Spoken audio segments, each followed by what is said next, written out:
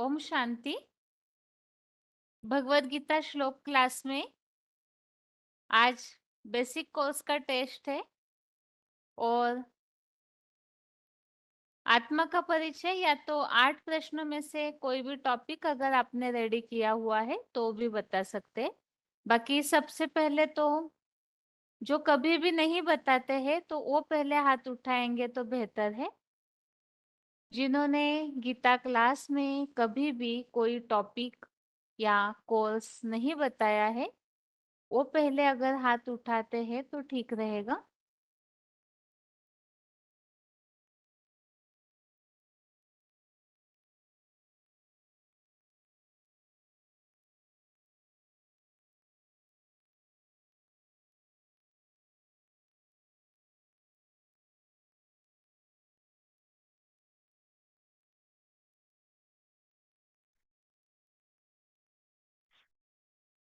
Phone unmute है, बताइए।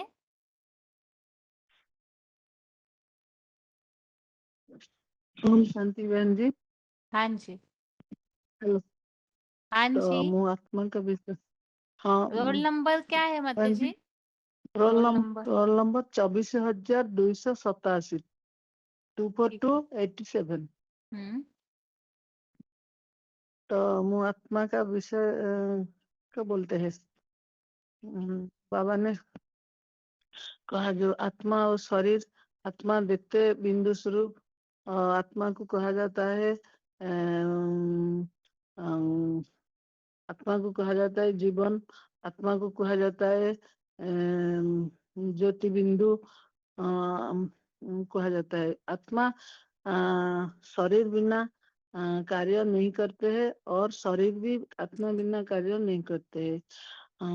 तो आत्मा शरीर में रहकर शरीर का मास्टर है। वो दो भ्रुकुटी मध्य आत्मा विराजमान है। वो मास्टर है, शरीर को चलाने वाला आत्मा है। और आत्मा देखते हैं, सुनते हैं, जानते हैं, सब कुछ करते हैं। जो आत्मा शरीर आत्मा चल जाता है वो शरीर पड़ रहता है, आखी बटम सदृश हो जाता है और कोई भी हलचल नहीं होते हैं। आत्मिक आत्मा हम्म, शरीर में जो पार्ट बजाता है, बार बार जन्म लेते हैं, पार्ट बजाते हैं। और सब कुछ आत्मा शरीर में थे तो सब कुछ जान जाता है। जो बाबा ने कहा जो सत्य त्रेता आत्मिक स्थिति में रहते हैं तो सुख शांति भोगते हैं और देहभान में द्वापर में आते हैं तो दुख अशांति का दुख अशांति भोगते हैं। तो 5 विकार दुखर कारण है। तो आत्मा शरीर में रहकर सब कुछ पार्ट बजाते हैं। आत्मा पवित्र होते हैं कैसे ना? जो बाप को भगवान को चिनते हैं, बाप को चिनते हैं, बाप जो शरीर में आते हैं उसको जानते हैं। तो बाप को याद करते करते पवित्र बन जाता है। तो पवित्र बन गए बन जाए तो आत्मिक स्थिति में रह जाते हैं। सब देखते हैं तो नहीं देखते हैं, सुख पाते हैं। वो आत्मिक स्थिति करते करते ऊपर उठ जाता है। जो आत्मिक स्थिति नहीं करते हैं, देहभान में रहते हैं, वो नीचे गिर जाता है। शांति बहन जी फर्स्ट टाइम में बोल रहा है। ठीक है माता जी, हेलो। प्रैक्टिस कीजिएगा और हाँ प्रैक्टिस ठीक है। कीजिएगा अच्छे सभी से। अच्छा। हाँ ठीक है। ठीक। शांति। आगे बताइए, अगला फोन अनम्यूट है। हाँ, दीदी। ओम हाँ जी। शांति। हाँ जी। 568।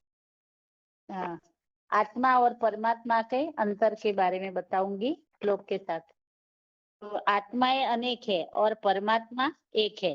तो इसमें श्लोक आए दूसरे अध्याय का 30वां में, देहि नित्यम अवध्ययम देहे सर्वस्व भारत तस्मात् सर्वाणि भूतानि न त्वं शोचितुं महर्षि। तो आत्मा का विनाश नहीं होता, आत्मा अविनाशी है और शरीर विनाशी है। और दूसरा श्लोक भी है, दूसरे अध्याय का 18वां श्लोक, अंतवंत इमे देहा नित्य शोक्ता शरीरिण।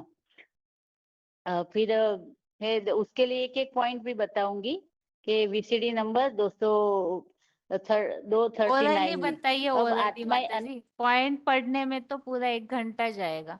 ओरली आपने जितना समझाया है नए जिज्ञासुओं को समझाने जैसे, वैसे बताइए। हाँ हाँ दीदी। अब आत्माएं अनेक प्रकार के हैं और कोई पाप आत्मा, कोई पुण्य आत्मा है और कोई महान आत्मा है। तो परमात्मा एक ही है। तो परमात्मा को तो पाप आत्मा पुण्यात्मा नहीं कहा जाता। फिर 18वें अध्याय का 66वां है, इसके लिए श्लोक है, परमात्मा एक है। सर्वान धर्म परित्यज्य मामेकम शरणम व्रज। अर्थात जो सब देह के धर्मों को छोड़कर एक की शरण में आ जा।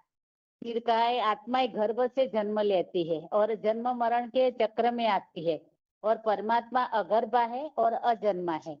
तो इसके लिए भी श्लोक है 13वें अध्याय का 21वां श्लोक, पुरुषः प्रकृति सोई भुक्ते प्रकृति जान गुणान कारणम गुण संघर्ष सद्य जन्मशु।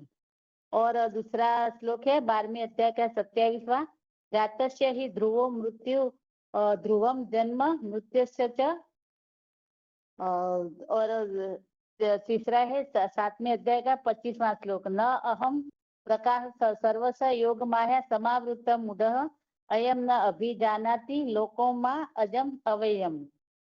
तो उसको बताया है कि सबका जन्म मरण, सब जन्म मरण के चक्र में आने वाली आत्मा है, लेकिन एक आत्मा ऐसी है जो जन्म मरण के चक्र में तो आती है, लेकिन जो ध्रुव का मिसाल दिया है कि जो अपने जगह पर अड़ल रहता है, उसके आसपास सभी आत्माएं चक्कर लगाती है, लेकिन वो किसी के आसपास चक्कर नहीं लगाता है।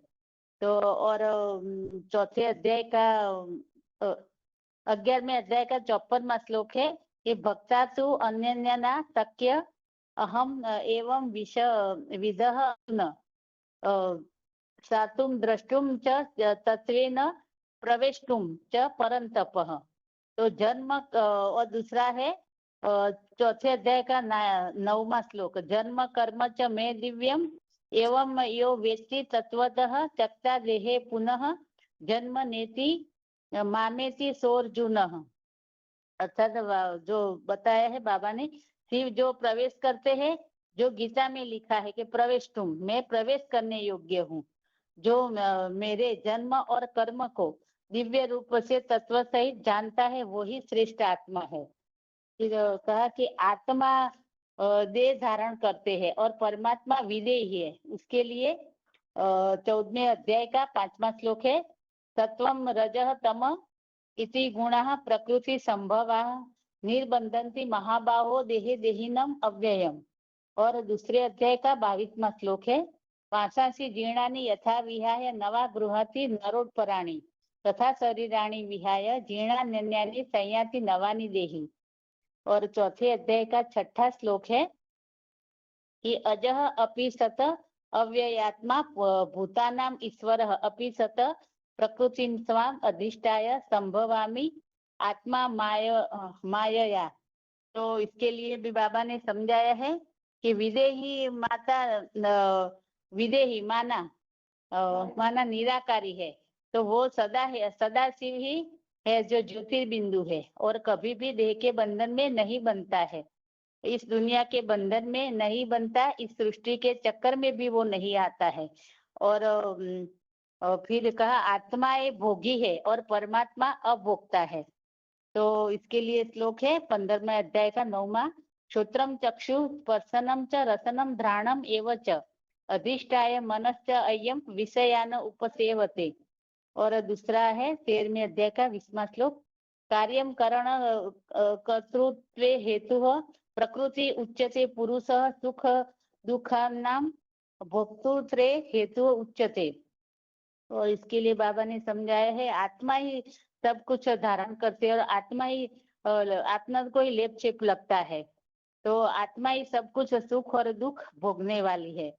और चौथे अध्याय का 14वां श्लोक में है न मा कर्माणि लिम्पन्ति न मे कर्म फले स्पृहा इति मा यह अभिजानाति कर्मभिः न स बध्यते। और 9वें अध्याय का 9वां श्लोक है न च मा तानि कर्माणि निर्बन्धन्ति धनंजय उदासीनवत आसीनम असक्तम तेषु कर्मसु। तो उसके लिए कहा है कि सुख दुख आत्मा ही भोगती है। बाप कहते हैं मैं तो अभोक्ता हूँ, तो आत्माएं जन्म मरण के चक्र में आने वाली है, तो सभी आत्माएं भोगी है और परम पिता परमात्मा अभोक्ता है। फिर 5वां है आत्माएं करता है और परमात्मा अकर्ता है। तो इसके लिए श्लोक है तीसरे अध्याय का 5वां श्लोक नाही कर्तव्य क्षणमपि जातु तिष्ठति अकर्म कृत कार्यते ही अवश्यः कर्म सर्व प्रकृति है जय गुणे है। और 18वें अध्याय का 11वां श्लोक है नहीं देह भूता शक्यम त्यक्तुः कर्माणि अशेषतः चहतु कर्म फल त्यागी स त्यागी इति अभिधीयते। इसमें भी बाबा ने समझाया है कि सभी मनुष्य मात्र कोई भी इंद्रिया तो है लेकिन इंद्रियों से कर्म तो करना पड़ता है। तो जैसे नाक से श्वास लेना पड़ता है और कान से सुनना पड़ता है, आंख से देखना पड़ता है, लेकिन वो कर्म धारा के बिगर वो नहीं रह सकती। इसीलिए फिर 9वां अध्याय के 9वां श्लोक में कहा है न च मा तानि कर्माणि निर्बन्धन्ति धनंजय उदासीनवत आसीनम असक्तम तेषु कर्मसु। और चौथे अध्याय का 13वां श्लोक में कहा है चातुर्वर्ण्य मया सृष्टम गुण कर्म विभागतः तस्य कर्तारम अपिमा विद्धि अकर्तारः अव्ययम। तो फिर छठा में का आत्मा क्षर, आत्मा ये सब क्षर है और परमात्मा अक्षर है। तो इनके लिए श्लोक है 15वें अध्याय का 16वां श्लोक दौ इमे पुरुष लोके क्षरस्व अक्षरः एव च क्षरः सर्वाणि भूतानि कुटस्थ अक्षरः उच्यते। और इसके लिए कहा है कि आत्मा 2 प्रकार की होती है, एक क्षरित होने वाली होती है और एक कभी भी क्षरित नहीं होती, उसको अक्षर कहा जाता है। और उनमें भी एक और आत्मा है जो है पुरुषोत्तम कहा जाता है। वो भी थोड़े टाइम के लिए क्षरित होती है, लेकिन जब भगवान उसके अंदर प्रवेश करते हैं शिव शुक्र, तब उस आत्मा की स्टेज उनकी याद में रहकर ऐसी बन जाती है जैसे शिव समान। फिर 7वें अध्याय है 7वां अंतर है आत्माएं त्रिगुणमयी और परमात्मा गुणातीत है और निर्गुण है।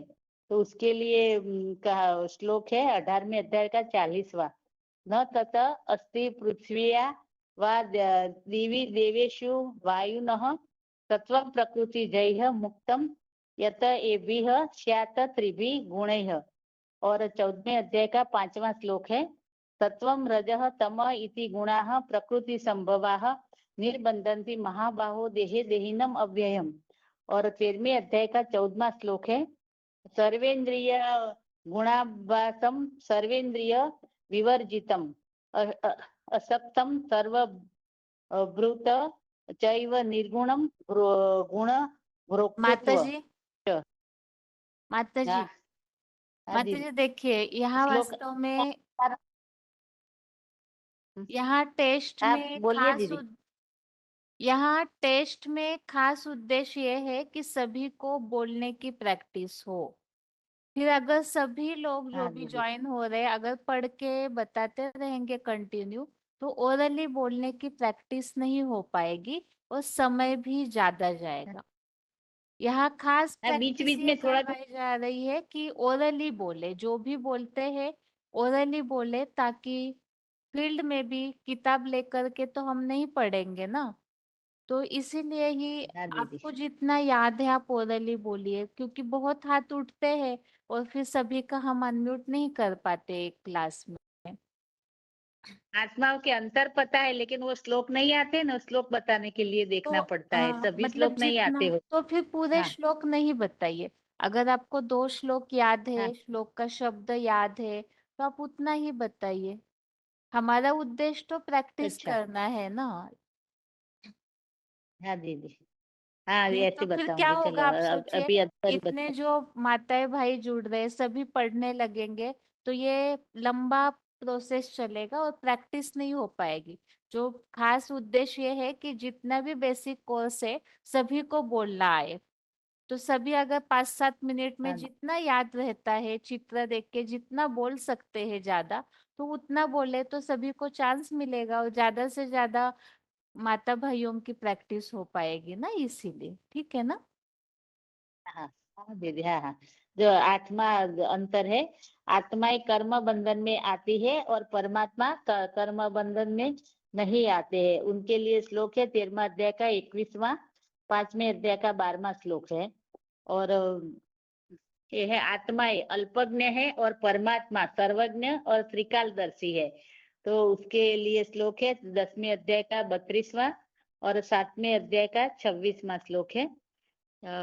फिर 10वां अंतर है, आत्माएं पक्षपाती होती है और परमात्मा पक्षपात नहीं करते हैं। तो उनके लिए श्लोक है 7वें अध्याय का 27वां और त्रीजा अध्याय का 34वां श्लोक है। और 9वें अध्याय का 19वां और 5वें अध्याय का भी 19वां है और 9वें अध्याय का 18वां श्लोक है। हो गया दीदी। हाँ, ओम शांति। ठीक है माता। ओम शांति प्रैक्टिस दीदी। कीजिएगा माता जी, हाँ हाँ ठीक हाँ है? प्रैक्टिस हाँ हाँ कीजिएगा और हाँ हाँ फिर अगले क्लास में फिर से बताइएगा। ठीक है, बिना देखे हाँ बताने ओके। की हाँ प्रैक्टिस कीजिए। ठीक, आगे हाँ हाँ। बताइए। अगला फोन अनम्यूट है। हेलो। हाँ जी। हेलो। हाँ जी कौन बताइए। शांति दीदी? हाँ जी, हेलो। Phone unmute hello. है, बताते जाइए। हाँ जी, माता बरा बता रही है ना दीदी? बताइए, आप बताइए। नहीं बता रहे थे? आप बताइए, आवाज उनका आ नहीं रहा है रिटर्न। ठीक ठीक ठीक है। 3 लोग का बताती हूँ दीदी मैं। जैसे 4 का हो गया मेरा पिछली बार। तो 3 वतन है, स्थूल वतन, सूक्ष्म वतन और मूल नए वतन। लोगों को सीधा तो 3 जहाँ वतन है ऐसे बताएंगे। ठीक है दीदी, फिर हाँ क्या जो गलती बताना हो गई वो चाहिए? बताओ। यही तो बताया तुरंत ही। नई आत्माओं हाँ को हाँ। अगर समझाना है तो पहले ये चित्र क्यों समझना चाहिए, ये किस टॉपिक का चित्र है, इस तरह से बताना, इसका महत्व क्या है, चित्र का संक्षेप में परिचय देके फिर उस चित्र का वर्णन समझाना चाहिए। बताइए अभी। तो हम सृष्टि पर रहते यहाँ, तो ये उल्टा झाड़े हैं।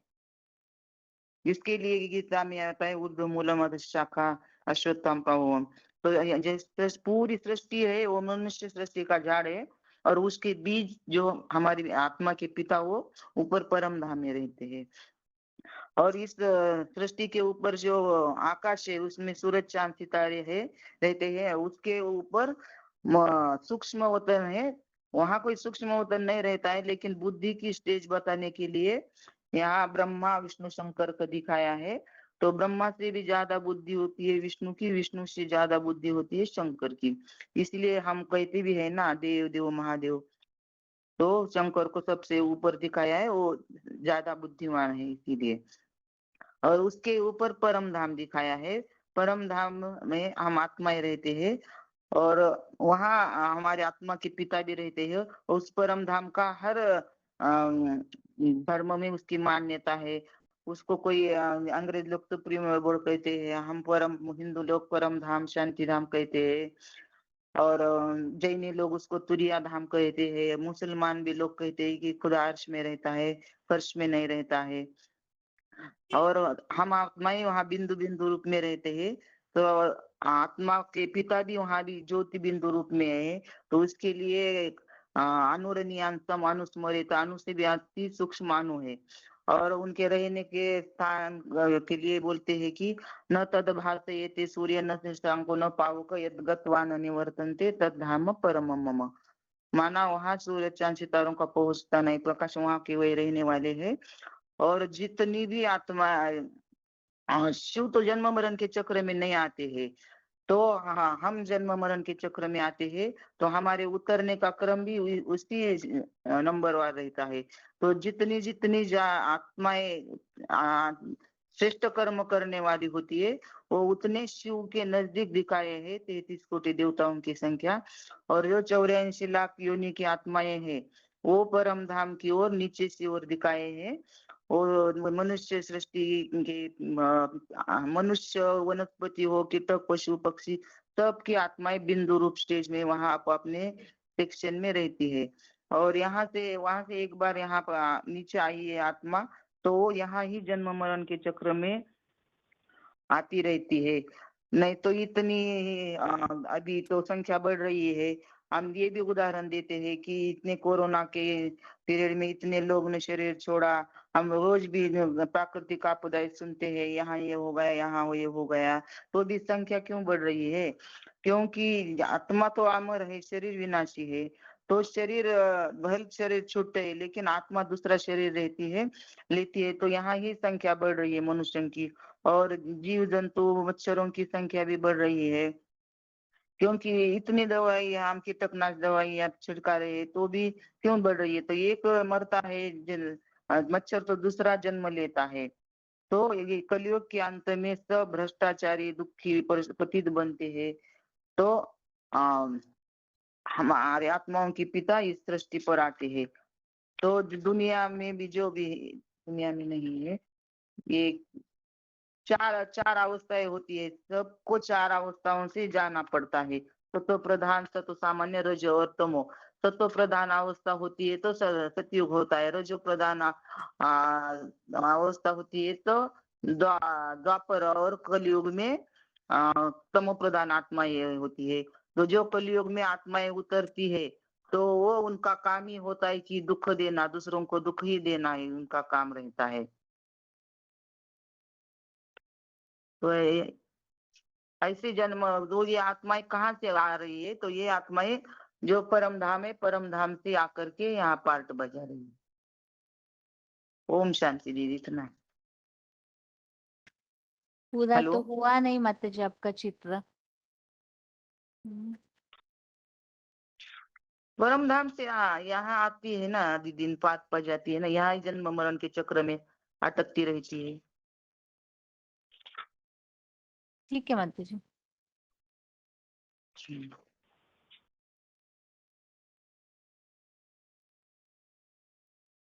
आगे बताइए। ओम शांति। 1 मिनट सिर्फ। अभी जिनके भी हाथ उठे हुए उनका कोर्स सुनने के बाद लास्ट के आधा पौना घंटा में प्रश्न पूछे जाएंगे बेसिक कोर्स संबंधित। इसीलिए ताकि जैसे कुछ छोटी छोटी बातें रह जाती है तो उस संबंधित ही प्रश्न पूछे जाएंगे ताकि रिवीजन हो, क्योंकि सिर्फ सुनने से काफी समय जाता है और सभी का चांस भी नहीं हो पाता है एक क्लास में। इसीलिए लास्ट के आधा पौना घंटा में प्रश्न पूछे जाएंगे बेसिक कोर्स संबंधित। हाँ जी बताइए। आत्मा आत्मा अलग चीज है और शरीर अलग चीज है। जो शरीर रहता है वो 5 तत्वों से मिलकर बना हुआ रहता है। 5 तत्वों का संघात रहता है: पृथ्वी, जल, वायु, अग्नि, आकाश।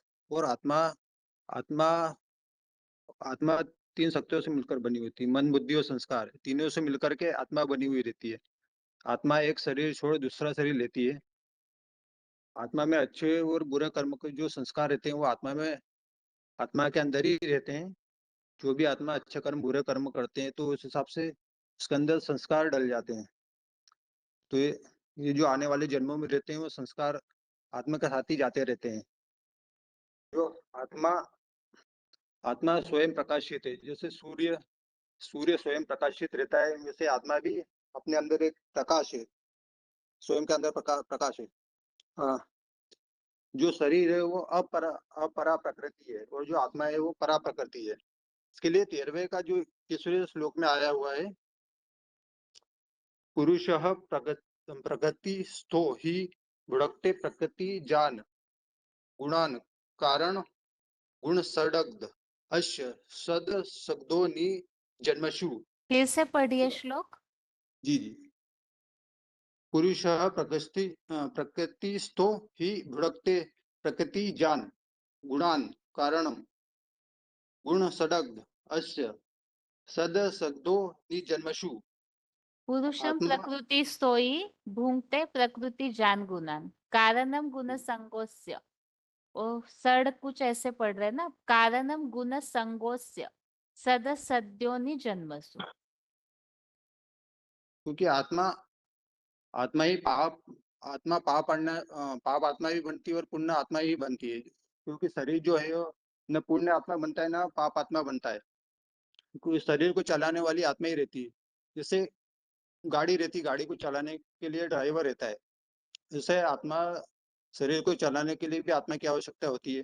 जैसे बिजली रहती, बिजली के द्वारा जो यंत्र हैं सारे बिजली के यंत्र बिजली के द्वारा ही चलते हैं। तो वैसे जैसे इसमें एक प्राणी है जुगनू, एक जुगनू एक प्राणी है। हम जुगनू को देखते हैं तो उसमें से प्रकाश निकलता है। तो वो प्रकाश जुगनू के अंदर से कैसे निकलता है? तो इससे साबित होता है कि आत्मा एक प्रकाश है, आत्मा के अंदर भी एक प्रकाश है।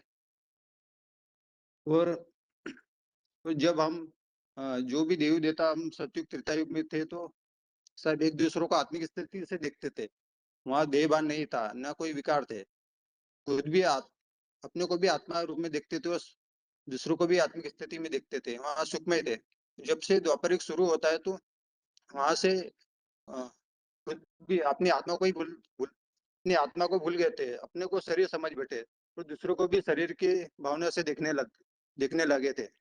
जो द्वापरिक शुरू होता है जब कलयुग के अंत में आते हैं। कलयुग के अंत में तो बिल्कुल ही भ्रष्टाचारी बन जाते हैं।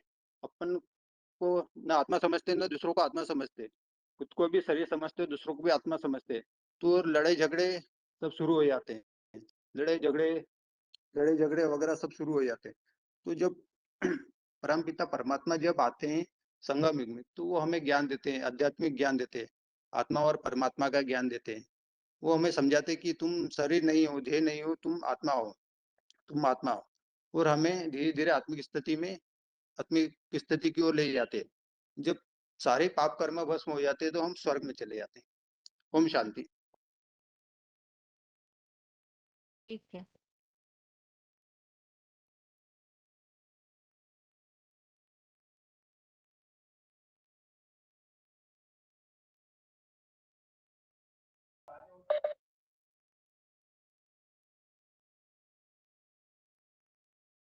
आगे बताइए।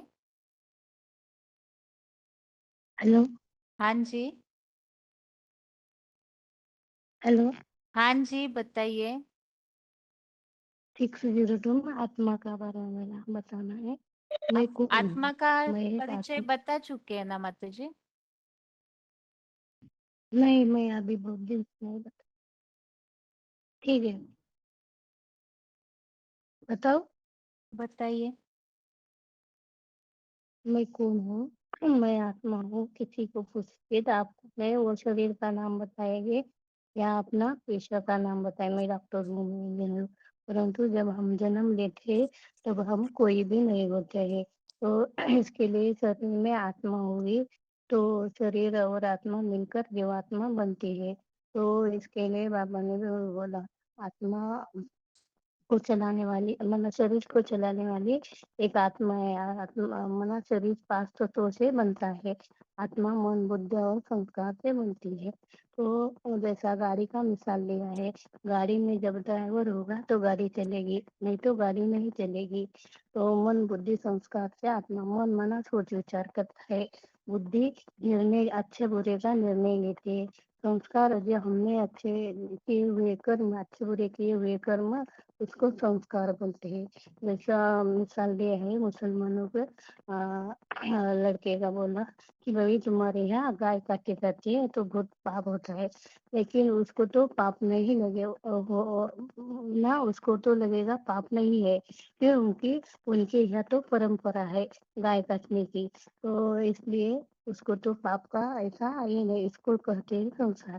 संस्कार जैसा आत्मा आती है कहाँ से, तो आत्मा एक मन, आत्मा को रूह भी कहते हैं, प्राण भी कहते हैं, तो आत्मा और आत्मा का रहने का एक स्थान है। तो न तद भाषेते सूर्य न शशांको यद गत्वा निरोधन नहीं न तद भाषेते सूर्य न शशांक न पावक यद गत्वा निवर्तन्ते तदधाम परम आत्मा सूर्य चंद्र का प्रकाश जहाँ नहीं पहुंचता है वह आत्मा भी रहती है, वह परमात्मा भी रहती है। तो आत्मा आत्मा आत्मा कहाँ से आती है वो हो गया, और आत्मा रहती है का, आत्मा तो शरीर में रहती है, लेकिन शरीर में रहने का भी उसका अंग होगा ना। आत्मा रूपी राजा है, वो राजा किधर बैठा है, ऊंचे स्टेज में बैठता है। तो शरीर का जो उत्तम अंग है उसको भ्रुकुटी कहते हैं। आत्मा अणु से भी माना अणु से भी छोटी है, इसके लिए 8 अध्याय का 9 और 10 श्लोक बोला है। कवि पुराणम अनुशासुतारम अनुवर्णीय अनुसंपदे, माना अणु से भी छोटी आत्मा है। और प्रयाण काले मनसा चले न भक्तायुक्त योग बलेन चैव भ्रुवुर्मध्ये स्थानम आवश्यक सम्यक श्रोतम परम पुरुष उपेति दिव्यम, माना आत्मा अति सूक्ष्म है और प्रकृति के बीच में रहती है, इसलिए इस मिसाल दिया है माताएं बिंदी लगाते, पुरुष तिलक लगाते हैं। तो आत्मा अति सूक्ष्म होने के कारण आत्मा का छोटा रूप दिखाया है बुरकुड़े में रहे, इसके लिए आत्मा हमारा शत्रु भी है, आत्मा हमारा मित्र भी है। उदरेत आत्मा ना आत्मा नो, इसके लिए ये श्लोक बताया 6 अध्याय का 5वां श्लोक में भी बताया है।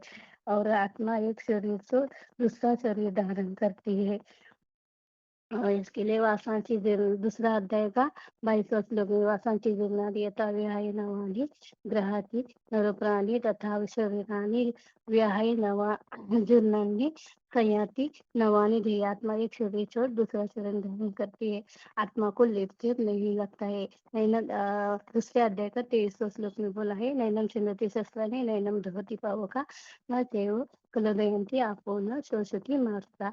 आत्मा को अग्नि नहीं ना पानी नहीं भिगवाता, अग्नि भी जलाती, वह हवा भी नहीं सुखाती, इसलिए आत्मा एक निर्लेप है। आत्मा जन्म मरण के चक्कर में आती है, आत्मा को जन्म मरण के चक्कर के आने से आत्मा की शक्ति क्षीण होती है, और आत्मा लास्ट में फल लेना बंद बना, शरीर क्षीण होने के कारण फल लेना बंद होते हैं।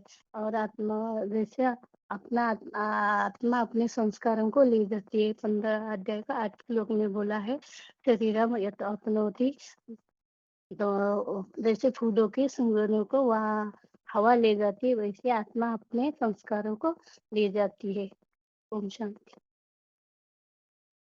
ये तो कोर्स पूरा नहीं हुआ हेलो, माता जी। मैं कोर्स तो इतना ही पूरा मतलब बिना देखे मैंने ऐसा कंटेस्ट किया हो गया है मेरा, इससे आगे भी मैं और करूँ। ठीक है, मतलब कोर्स आत्मा का परिचय तो आपका रोल नंबर देखने से तो काफी पुराना है ना, कम से कम ये संस्कारों का टॉपिक होने के बाद पूरा कर लेना चाहिए कि इस कोर्स को क्यों समझना चाहिए, आत्मा को ज्ञान जल का भोजन देना, ये जो बातें बताते हैं हाँ, याद इतना। और ज्ञान का हाँ, भोजन तो देना वो चाहिए, बातें तो याद मतलब हमारा। बेसिकली इतनी सी बातें बताना तो कंप्लीट कर लिया कीजिए। बताइए क्या ठीक है, मैं बताएंगे आप। शॉर्ट में दीदी बताया। हाँ, शॉर्ट में ही, लेकिन ठीक है, सारी ठीक। बातें आनी चाहिए ना, शॉर्ट हाँ में हाँ ही जी जी, सारी अगली बातें बार आनी ऐसे चाहिए। करेंगे। हाँ, नहीं फिर अगली हाँ बार जी, नहीं, अभी अभी कंप्लीट कीजिए आप अपने कोर्स को, फिर अगली बार 3 लोग का चित्र बताइएगा। ठीक। बताइए क्या बताएंगे आप कोर्स पूरा करने के लिए नए जिज्ञासुओं को, क्या समझाएंगे आप? आत्मिक स्थिति का अभ्यास कैसे जैसे करना आत्मा चाहिए, आई क्या कहाँ से समझाएंगे? और जाना है कहाँ? आत्मा को आना आती है तो परमदास से, जाना है तो फिर वो इस दुनिया में आती है तो वापस जाना रास्ता भूल जाती है ना। तो आते आते वो शरीर मना आत्मा जन्म लेते लेते आत्मा की शक्ति क्षीण हो जाती है। तो आत्मा से मना जैसा झाड़ का मिसाल लिया है, तो फल देना ही बंद हो जाता है। तो दीदी मैं इतना ही किया था, मना बिना देखे मुझे तो आगे का थोड़ा सा आगे ठीक है। बताइए, अगला फोन अनम्यूट है। ओम शांति। हाँ जी। अब हाँ दीदी, वो शॉर्ट में ही दीदी आत्मा का परिचय और तीन लोग का एक साथ ही मतलब शॉर्ट में ही बता रहे थे। हम्म, जैसे आत्मा का परिचय देते हैं किसी को, बताते हैं तो ऐसे जैसे आज संसार में देखते हैं तन मन है, तन बल धन बल जन बल इतना इकट्ठा कर लेते हैं, फिर भी मनुष्य सुखी नहीं है, फिर भी दुखी ही रहता है, उनको दुखी ही रहते हैं। तो क्यों? क्योंकि संपूर्ण सुख शांति किसी के पास है नहीं, इसलिए नहीं है क्योंकि वो मनोबल तो इकट्ठा कर लेते हैं, धन बल भी नहीं, मनोबल तो उनके पास है नहीं, मनोबल उनका कमजोर होता है। तो आज तो दुनिया में सारी दुनिया भौतिकता में ही जी रही है, तो भौतिक साधनों के पीछे भागती रहती है। तो इसलिए उनको आध्यात्मिकता के बारे में कुछ पता ही नहीं है, जानते ही नहीं। आध्यात्मिकता मतलब आत्मा के अंदर का ज्ञान, आध्यात्म मतलब आदि माना आत्मा, आदि माने अंदर, आत्मिक मतलब आत्मा के अंदर के ज्ञान उनको पता ही नहीं होता है। तो जैसे वो कहते तो हैं दुनिया में ज्ञान बहुत सबके पास है, फलाना महात्मा बहुत ज्ञानी है और वो फलाने संत बहुत ज्ञानी, परंतु आत्मा के अंदर का जो ज्ञान है वो किसी को नहीं पता, वो कोई नहीं जानते हैं। तो आत्मा को हम कैसे समझेंगे, कैसे जानेंगे? कि पहले हमें ये समझना होगा, जैसे हम अपने शरीर के साथ हम अपने को शरीर ही समझ बैठे हैं, तो मैं कौन हूँ ये किसी को नहीं पता। कहते तो हैं, कहने में तो कहते हैं कि ये मेरा हाथ है, ये मेरा सर दर्द हो रहा है, ये मेरा हाथ है, ये मेरा शरीर है, ये मेरा पैर है, ये मेरा परिवार है, ऐसे कहते तो, लेकिन मेरा कौन है ये कहने वाला किसी को नहीं पता, ये मेरा कौन कहता है। तो मेरा कहने वाला माना इस शरीर से कोई अलग शक्ति है, जो ये वही शक्ति जो है अलग शरीर से, जो अलग शक्ति है वो उसको ही हम आत्मा कहते हैं, आत्मा है वो। और आत्मा है क्या चीज? तो आत्मा को मन बुद्धि संस्कार के मेल को ही, सम्मिलित रूप को ही आत्मा कहा जाता है। जैसे कि वेद की ऋचाओं में भी बोलते हैं ना, मन बोला गया है ना, मन रेव आत्मा। तो जो आत्मा जिसको मतलब आत्मा तो कभी विनाश नहीं होती, आत्मा मरती नहीं है कभी, शरीर तो बदलते रहते हैं। तो इसलिए आत्मा की शक्ति किसी को पता नहीं, आत्मा की शक्ति क्षीण होती रहती है। जन मतलब जब आत्मा शरीर बदलती है, एक छोड़ती है दूसरा धारण करती है, तो उसकी शक्तियां तो क्षीण होती जाती हैं। तो आत्मा के लिए जैसे बोलते हैं श्लोक भी जो बताया ना कि आत्मा पर किसी चीज का असर नहीं होता है, तो नैनम छिन्दन्ति शस्त्राणि नैनम दहति पावका।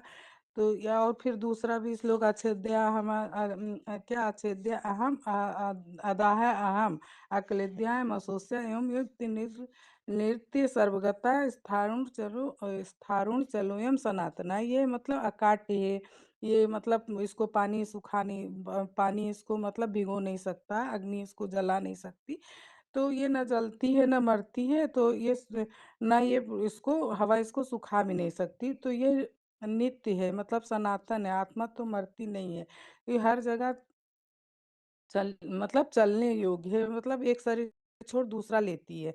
इसके लिए दूसरे अध्याय का 30वां श्लोक भी देहि नित्यम अवैधि और देहे सर्वस्व भारत, मतलब ये देह मतलब पांच तत्वों का बना पुतला है।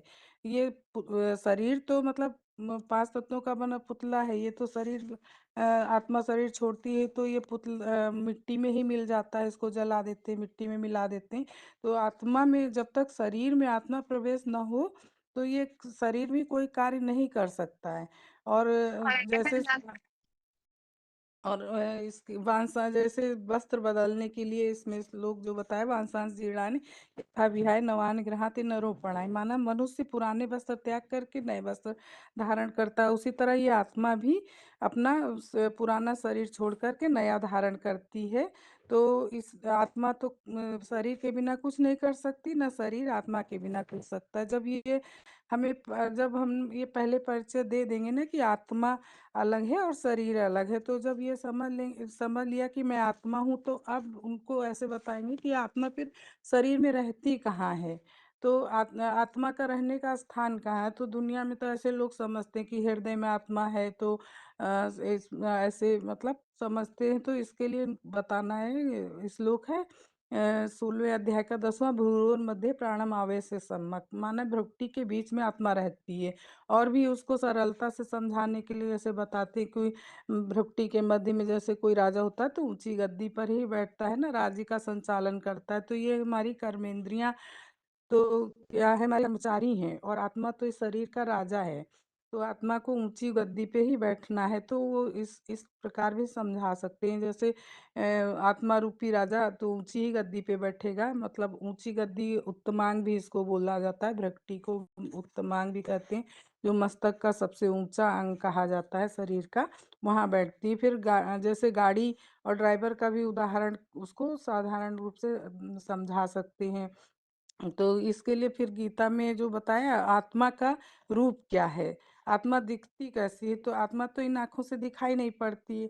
तो आत्मा के लिए भी श्लोक बताया, अणुर्णियाम सम स्मृति, मतलब अणु के समान सूक्ष्म है, सूक्ष्म से भी सूक्ष्म, जैसे नेत्रों से दिखाई नहीं पड़ती, उसको सिर्फ महसूस किया जा सकता है। उसके लिए भी जैसे वो मलेरिया के कीटाणु वाला भी वो उदाहरण देके समझाते हैं, बताते हैं। जैसे एक बूंद खून में जब लाखों कीटाणु हो सकते हैं, तो उन कीटाणुओं से भी ज्यादा सूक्ष्म आत्मा होती है। तो ऐसे आत्मा का रूप बता दिया। अब इस आत्मा को, जैसे कोई आत्मा को जानते तो है नहीं, इसलिए सब लोग शरीर के लिए सब कुछ करते रहते हैं। तो इसके लिए ये मतलब जैसे सुबह से रात तक सिर्फ शरीर के लिए है, जो भी करते शरीर के लिए करते, आत्मा तो कमजोर होती जाती, आत्मा जन्म मरण का चक्र लेते लेते वो कमजोर होती जाती है। तो आत्मा को जब तक भोजन नहीं देंगे, जैसे कोई ड्राइवर को भोजन ना दे या गाड़ी में पेट्रोल ना डाले या जैसे मोबाइल की बैटरी अगर चार्ज ना करे तो वो कैसे चलेगी। तो इस तरह उनको समझा सकते। तो आत्मा को जब भोजन पानी नहीं देते तो कमजोर और बीमार होती जाती है, माने मन बुद्धि रूपी आत्मा तो कमजोर ही होती जाएगी ना। तो उनका मनोबल भी कमजोर होता जाता है। इसलिए आज सभी दुखी और अशांत हैं। तो अब आत्मा का भोजन पानी क्या है, आत्मा को भोजन कैसे देंगे, क्या देंगे। जैसे कहा जाता है ना, रीते ज्ञानन मुक्ति, जैसे दुख दर्दों से मुक्ति कैसे हो सकती, तो बिना ज्ञान के तो मुक्ति नहीं हो सकती। और आत्मा का भोजन क्या है, तो भोजन को बताया, आत्मा का भोजन होता है ईश्वर की याद, और ज्ञान जल होता है, मतलब पानी उनका होता है ज्ञान जल। तो ये अगर ये ऐसे समझा दिया कि ज्ञान तो मतलब है जल, और ईश्वर का की याद है मतलब भोजन, तो अब ये भोजन कहाँ से आएगा। दुनिया तो सारी भौतिकता में जी रही है, तो आत्मा को ये कौन ज्ञान देगा। तो ऐसे उनको बताते हैं। इसी तरह आत्मा को भोजन कौन देगा, तो ये आत्मा का पिता ही जो आत्मा को भोजन पानी दे सकता है। तो आत्मा का पिता जो जन्म मरण से चक्र से न्यारा है, क्योंकि आत्माएं तो जन्म मरण लेते लेते ही कमजोर होती गई। तो उनका भोजन पानी कौन दे सकता है, तो आत्माओं का पिता ही दे सकता है। तो अब हम आत्मा के पिता को जब जानेंगे पहचानेंगे, तभी तो हम उनसे योग लगा सकेंगे। तो इसके लिए हम आत्माएं रहती कहाँ से, आती कहाँ से, हमारा पिता कहाँ है, तो इसको समझने के लिए फिर हम उनको तीन लोक का चित्र भी समझाएंगे। तो जैसे अब हम सब आत्माएं हैं, तो हम आत्माएं कहाँ से आई, जैसे कीट पशु पक्षी पतंगे सभी आत्माएं।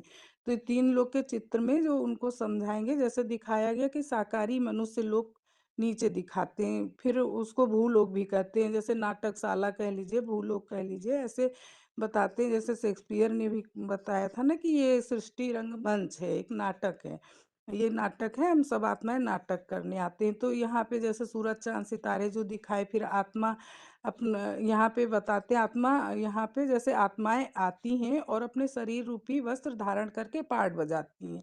फिर बीच में जो सूक्ष्म लोग दिखाया गया है, सूक्ष्म आकारी लोग, जो सूक्ष्म वतन है, जहाँ भौतिक दुनिया से परे जो आध्यात्मिक दुनिया के मनन चिंतन मंथन में लगे रहने वाले देवताओं को जैसे दिखाया, ब्रह्मा विष्णु महेश को दिखाया। तो ये देवताएं भी कब आते हैं? जब परम पिता परमात्मा इस सृष्टि पे आते हैं, तो इस दुनिया का निर्माण जो करते हैं, मतलब परिवर्तन करते हैं, तो उस समय की बात है। जो जितना ज्ञान लेकर के मनन चिंतन मंथन करते हैं, तो वो इस लोक में दिखाया गया है। तो जो निराकारी लोक है, उसमें आत्माएं सूक्ष्म बिंदु रूप में रहती हैं, और शिव पिता भी वहीं के रहने वाले हैं, जिसका वर्णन भी गीता में बताया है। गीता के 15वें अध्याय के 6वें श्लोक में है, न तद्भासिते सूर्यो न शशांको न पावका यद् गत्वा निवर्तन्ते तद्धामं परमं मम। और एक श्लोक है, ज्योतिषां अपि तज्ज्योति तमसा परम उच्यते। तो जैसे ये बताते हैं, उनको परम धाम जो परे से परे, जहाँ पर सूरज चांद सितारों की रोशनी भी नहीं पहुंचती, वहाँ लाल प्रकाश की एक दुनिया होती है, वो प्रकाशित दुनिया, जिस लोग को हर धर्म में मतलब अलग अलग नामों से मान्यता दी गई है। जैसे हिंदू में इसे परम धाम, आत्मलोक, निर्माण धाम, ब्रह्मलोक कह देते हैं, और मुस्लिम लोग उसको अर्श कहते हैं। खुदा अर्श में रहता है, फर्श में नहीं। अंग्रेज सुप्रीम बोर्ड बोलते हैं, जैनी इनको तुरिया धाम बोलते हैं। तो ऐसे मतलब उस धाम का भी हर हर धर्म में वर्णन है। तो फिर आत्माओं के पिता जो शिव हैं, उनको सबसे ऊपर दिखाया। हम आत्माएं भी वहीं रहती हैं, वहां से हम पार्ट बजाने इस सृष्टि पे आते हैं, नीचे आते हैं। जो शेक्सपियर ने बताया कि नाटकशाला है, तो हम नाटक करते। तो जैसे जैसे दुनिया में भी कोई नाटक होते हैं, तो थोड़े समय के लिए जो पार्ट मिलता है, वो सब मतलब वैसे वस्त्र पहनते, वैसा मेकअप करते, और फिर नाटक पूरा होता है तो घर वापस चले जाते। तो इसी तरह पर हम सब आत्माएं भी यहाँ अनेक प्रकार के शरीर रूपी वस्त्र धारण करते हैं, पार्ट बजाते हैं। इसके लिए वही वांसांसी जीर्णानि यथा विहाय वाला श्लोक बताते हैं। फिर और ये जैसे 2 का 28 भी अव्यक्तादीन भूतानि अव्यक्त मध्यानि भारत अव्यक्त निधनान्यो तत्र का परिदेयो ना, माने प्राणियों का जो इसमें ये बताया है कि आदि और अंत जो है अव्यक्त है, और मध्य जो है ये व्यक्त रहता है, तो दिखाई पड़ता है। तो आदि अदृश्य मध्य व्यक्त है। तो मृत्यु के बाद भी जैसे अव्यक्त है, जैसे अंत भी अव्यक्त होता है। तो इसके लिए जैसे 8वें अध्याय का 18वां श्लोक था, अव्यक्तात् व्यक्ता सर्वा प्रभवन्ते राग में रात्र्यांतरे प्रलीयन्ते तत्रयो अव्यक्त संग के। मतलब कि जो प्राणियों का ये दिन आने पर जो अव्यक्त धाम से सभी प्राणी जो होते हैं सृष्टि पर आते हैं, और रात्रि अंत मतलब जो सृष्टि का अंत होता है, तो सभी अव्यक्त धाम में ही चले जाते हैं, वापस चले जाते हैं। तो इन सब श्लोक से भी ये हम बता सकते हैं कि आत्माएं परम धाम से आती हैं और पाठ बजाती हैं, और अंत में फिर वापस चली जाती हैं। और जैसे यहाँ पे जो आत्माओं का क्रम दिखाया है, जो परम धाम में दिखाया है, वैसे सृष्टि पे भी जो मनुष्य सृष्टि का वृक्ष भी उसी तरह से दिखाया, जो क्रम दिखाते हैं। जो आत्माएं मतलब इस सृष्टि पे आकर के जितना श्रेष्ठ पार्ट बजाती हैं, तो वो उतना ही मतलब परे से परे रहने वाली मतलब शिव बाप के नजदीक रहती हैं, और जितना मतलब निकृष्ट कर्म करती हैं, तो वो सब नीचे की तरफ दिखाई जाती हैं, जिनकी संख्या ज्यादा दिखाई गई है उसमें। तो जो परम धाम में आत्माओं का जैसे क्रम होता है, उसी तरह सृष्टि पर भी क्रम होता है। वो जैसे परम पिता परमात्मा जब इस सृष्टि पे कलयुगांत में आते हैं ना, तो वो तो जो आध्यात्मिक जगत मतलब आध्यात्म ज्ञान की जो दुनिया रचते हैं, आध्यात्मिक ज्ञान योग की पढ़ाई पढ़ाते हैं, तो उस समय जो आत्माएं उनके जितना नजदीक रहती हैं, और शिव बाप को जितना पहचानती हैं, और उनके कार्य में सहयोगी बनती हैं, तो वो वहाँ पर ही नज़दीक, वहाँ पे भी नज़दीक ही रहती हैं, और परमधाम में भी मतलब रहती हैं, और ब्राड ड्रामा में भी नज़दीक ही रहती हैं। जिसको उल्टा वृक्ष के रूप में भी दिखाया गया है, जो 15वां अध्याय का पहला श्लोक जो बताया, ऊर्ध्वमूलम अधः शाखा अश्वत्थम प्राहुरव्ययम छंदांसि पर्णानि यह तम वेद स वेदवित्।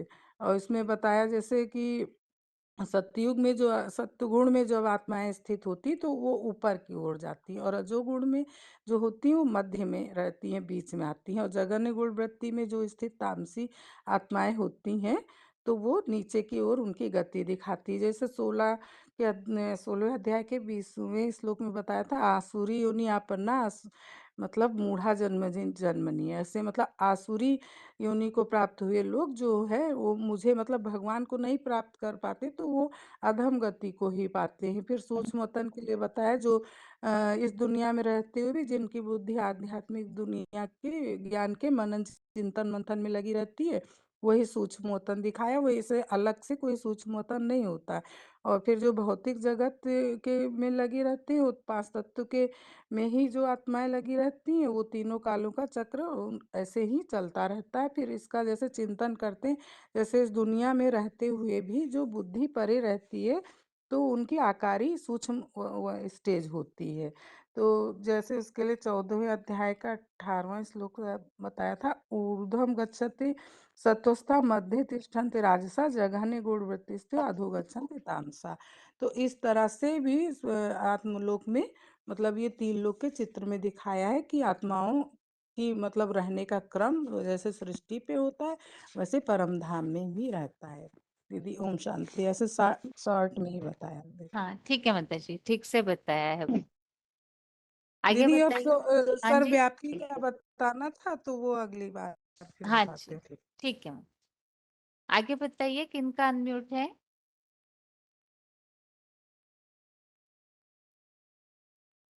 आगे अगला फोन अनम्यूट किया है। हेलो। हाँ ओम जी। शांति। ओम हाँ शांति। जी, हाँ जी माता जी बताइए। तीन लोग के बारे में बताओ। हाँ जी। आत्मा के परिचय तो कर चुके थे, तीन लोग हम्म। के बारे में। तो इस तीन लोग के चित्र द्वारा हम ये जान सकते हैं कि हम आत्मा कहाँ से आए हुए हैं, हमारा घर कहाँ है, हमारे पिता कौन है, वहाँ का घर कहाँ है, ये सब बातें हम इस चित्र द्वारा जान सकते हैं।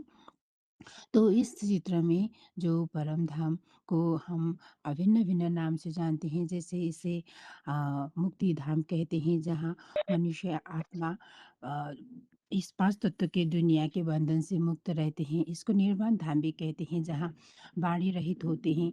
इसको शांति धाम भी कहते हैं, और इसको ब्रह्म मतलब ब्रह्मांड भी कहते हैं, जहाँ अंडे में आत्मा रहते हैं, और इसको छठे तत्व भी कहते हैं, जो 5 तत्व से परे हैं। तो इसी आत्मा के घर को ही दूसरे-दूसरे धर्म भी मान्यता है। जो जो जैन धर्म कहते हैं तुरिया धाम, और क्रिश्चियन लोग कहते हैं सुप्रीम अबोर्ड, और मुस्लिम लोग कहते हैं अर्श, खुदा अर्श में रहते हैं, फर्श में नहीं रहते। और हमारे हिंदू धर्म में भी गाय हे जो भगवान वाच आए हैं कि न तद भाषेते सूर्य न शशांक न पावक यद्गत्वा न निवर्तन्ते तदां परमम। अर्थात मैं इस इस चाँद सितारे की दुनिया में मैं नहीं रहती, मैं उस चाँद सितारों से भी पार परम धाम की वासी हूँ, ऐसे कहा हुआ है। तो हमारे आत्मा के पिता के घर परम धाम है, तो हम भी उसी आत्मा के पिता के बच्चे हैं, तो हमारा घर भी परम धाम है। और उस आत्मा का पिता का स्वरूप कैसे है, जो गीता में जैसे एग्जाम्पल के लिए कहते हैं कि जैसे सर्प लंबे होते हैं, तो सर्प को पिता भी लंबे होते हैं। और जैसे हाथी बड़े होते हैं, तो हाथी के पिता बड़े होते हैं, और चींटी छोटे होते हैं, तो चींटी के पिता भी छोटे हैं। जैसे हम आत्मा ज्योति स्वरूप है, तो हमारा आत्मा का पिता भी ज्योति स्वरूप हो, जो गीता में भी आया, ज्योति समर्पित ज्योति तमस परम उच्यते, अर्थात मैं ज्योति का भी ज्योति हूँ, अंधकार से परे हूँ। तो ऐसे कहा गया है गीता में भी। तो इस सृष्टि रूपी इस चित्र में जो नीचे दिखाया है साकार लोक, बीच में दिखाया है आकारी लोक, और ऊपर दिखाया है परलोक, जिसे हम परम धाम भी कहते हैं, जो अभी हमने समझा।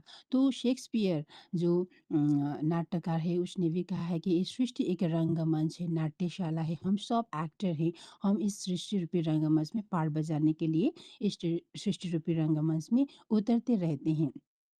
तो इस सृष्टि जो ऊपर परम धाम में बिंदु-बिंदु आत्मा को दिखाया गया है, उसका मतलब है आत्मा परम धाम में किस क्रम में रहते हैं, और उसका क्रम जो क्रम दिखाया गया है, उसका रहने का क्रम उसका अपना कर्म के आधार पर निश्चित हो जाते हैं। तो जो आत्मा अच्छा कर्म करते हैं, उत्कृष्ट कर्म करते हैं, तो वो परम धाम में भी शिव के नज़दीक रहते हैं, पिता के नज़दीक रहते हैं। और जो आत्मा जड़ बुद्धि होते हैं और निष्कृष्ट कर्म करते हैं तो परम धाम में भी पिता के दूर रहते हैं। तो यहाँ चित्र में ये भी दिखाया है कि इस परम धाम को उल्टे वृक्ष के रूप में दिखाया गया है।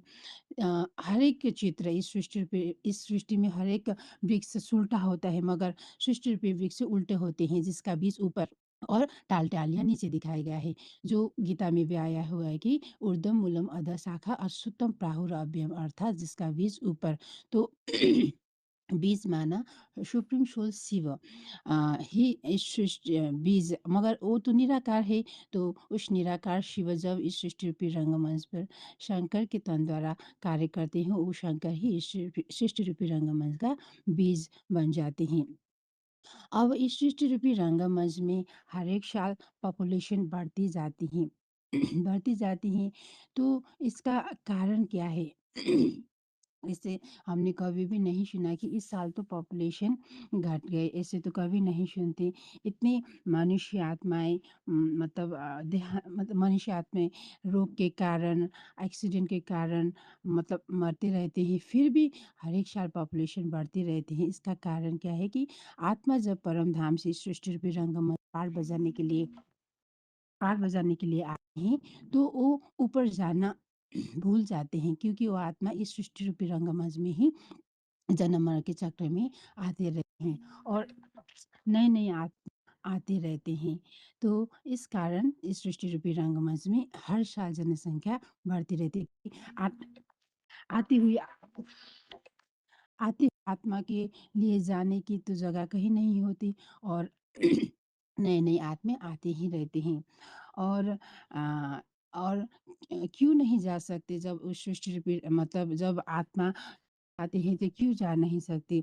क्यों अब आत्मा जब जन्म-मरण के चक्र में आते हैं तो वो जन्म-मरण के चक्र में आते-आते अपने को वो कमज़ोर हो जाते हैं, अनेकों के संग में रंग के आकर और अनेक सुख शरीर द्वारा सुख भोगते-भोगते आत्मा कमज़ोर बन चुके होते हैं। तो आत्मा इस सृष्टि रूपी रंगमंच को ही अपने घर समझने लगते हैं, तो वो भूल जाते हैं। तो जब अल तो परमपिता परमात्मा शिव इस सृष्टि रूपी रंगमंच में आकर के हमें इस भूल-भुलैया वाली नाट्यशाला से निकालने के लिए हमें ज्ञान देते हैं। तो आत्मा परम धाम से आते हैं, इसका प्रूफ गीता के श्लोक पे भी हम प्रश्न कर सकते हैं कि गीता में आया हुआ है कि अव्यक्ता दीनि भूतानि व्यक्त मध्यानि भारत अव्यक्ता निधना नेव्य तत्र का परिवेदना, अर्थात इस सृष्टि के आदि में प्राणियों को दिखाई नहीं पड़ते, बीच में प्रकट होते हैं और अंत में फिर दिखाई पड़ते हैं, प्रत्यक्ष होते हैं।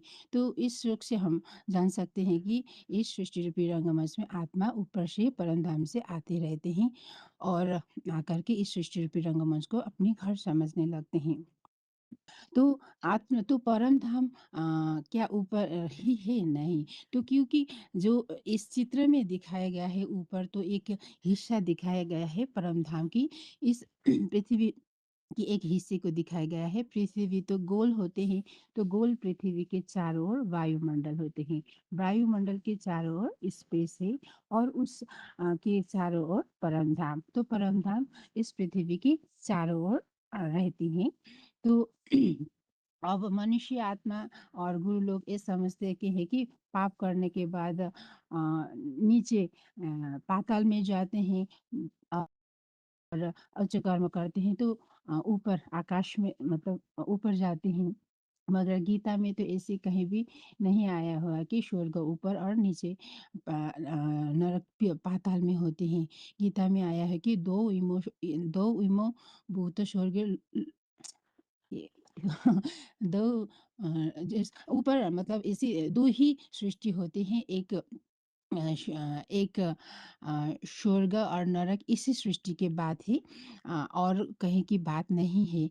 तो स्वर्ग भी यही सृष्टि की बात है और नरक भी यही सृष्टि की बात है।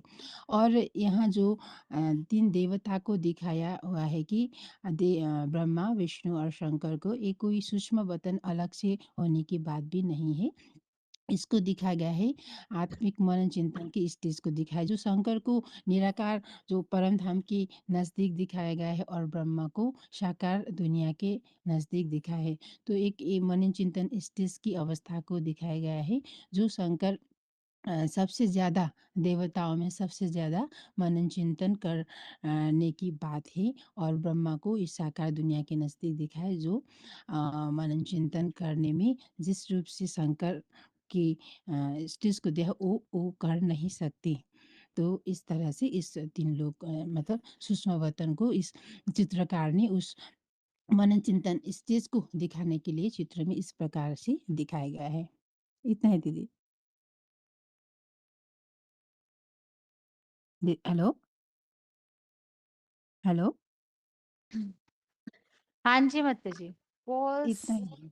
हाँ ठीक है हाँ माता जी। जी। बाकी थोड़ा सा जैसे कोर्स जब पूरा हो जाता है ना हमारा, तो उस कोर्स से मनुष्य जीवन में लागू होने जैसी क्या बातें हैं उसे थोड़ा सा सार में समझाना चाहिए। जैसे आत्मा का जो पार्ट है, तो उसमें आत्मिक स्थिति की प्रैक्टिस करना, माना आत्मा समझने से आत्मिक स्थिति की प्रैक्टिस करने से क्या फायदा है, उसके लाभ बताने चाहिए। ऐसे 3 लोग का चित्र है, वो तो हमने समझा कि इस तरह से 3 लोग के साकारी, परम धाम या बीच में सूक्ष्मवतन। तो इसका जीवन में क्या फायदा होता है, इस चित्र को जानने से उसे चित्र को समझाने के बाद लास्ट में समझाना चाहिए। ठीक है ना माता जी? एक बार फिर मैं ट्राई करती हूँ, एक बार फिर बता दीजिए। मैं ट्राई करती हूँ, एक हाँ बार हाँ, फिर। ये बताया कि कोर्स पूरा होने के बाद जैसे हमने जानकारी दे दी चित्र की, परम धाम के बारे में कैसे सेटिंग है, साकारी सृष्टि का क्या सेटिंग है, सूक्ष्मवतन क्या चीज होती है, ये सारा बताने के बाद लास्ट में इस चित्र का हमारे जीवन में क्या महत्व है, ये समझने से क्या फायदा होता है, हमें क्या प्रैक्टिस करनी है, कैसी स्थिति बनानी है, उसे क्लियर करना चाहिए। एक बार ट्राई करती हूँ। हम्म। तो हमने ये आत्मा के परिचय में भी ये समझ चुके हैं कि आत्मा माना है मन बुद्धि, मन रे व आत्मा जो कहते हैं ऋचा के वेद के ऋचाओं में भी मन बुद्धि ही आत्मा है। तो जब हम जिस इस सृष्टि में जिस शंकर को दिखा है मनन चिंतन के स्टेज में, जब हम इस ज्ञान को, जब इस भगवान द्वारा आई हुई इस ज्ञान को मनन चिंतन करते हैं, जब इस ज्ञान की मनन चिंतन करते हैं, तो हम भी उस मनन चिंतन के स्टेज में मतलब जाकर के इस ज्ञान की गहराई तक पहुंच सकते हैं। और मतलब जितना हम साकार दुनिया की जो ब्रह्मा को दिखाए, जितने हम साकार दुनिया में अटैच रहते हैं, उतना हमारा देहवान बढ़ती रहते हैं। तो जितना हम ज्ञान की गहराइयों के मनन चिंतन में जाते हैं, तो उतना हम अपने इस देहवान की परे जाने की प्रैक्टिस में जा सकते हैं। ऐसा कह सकते हैं।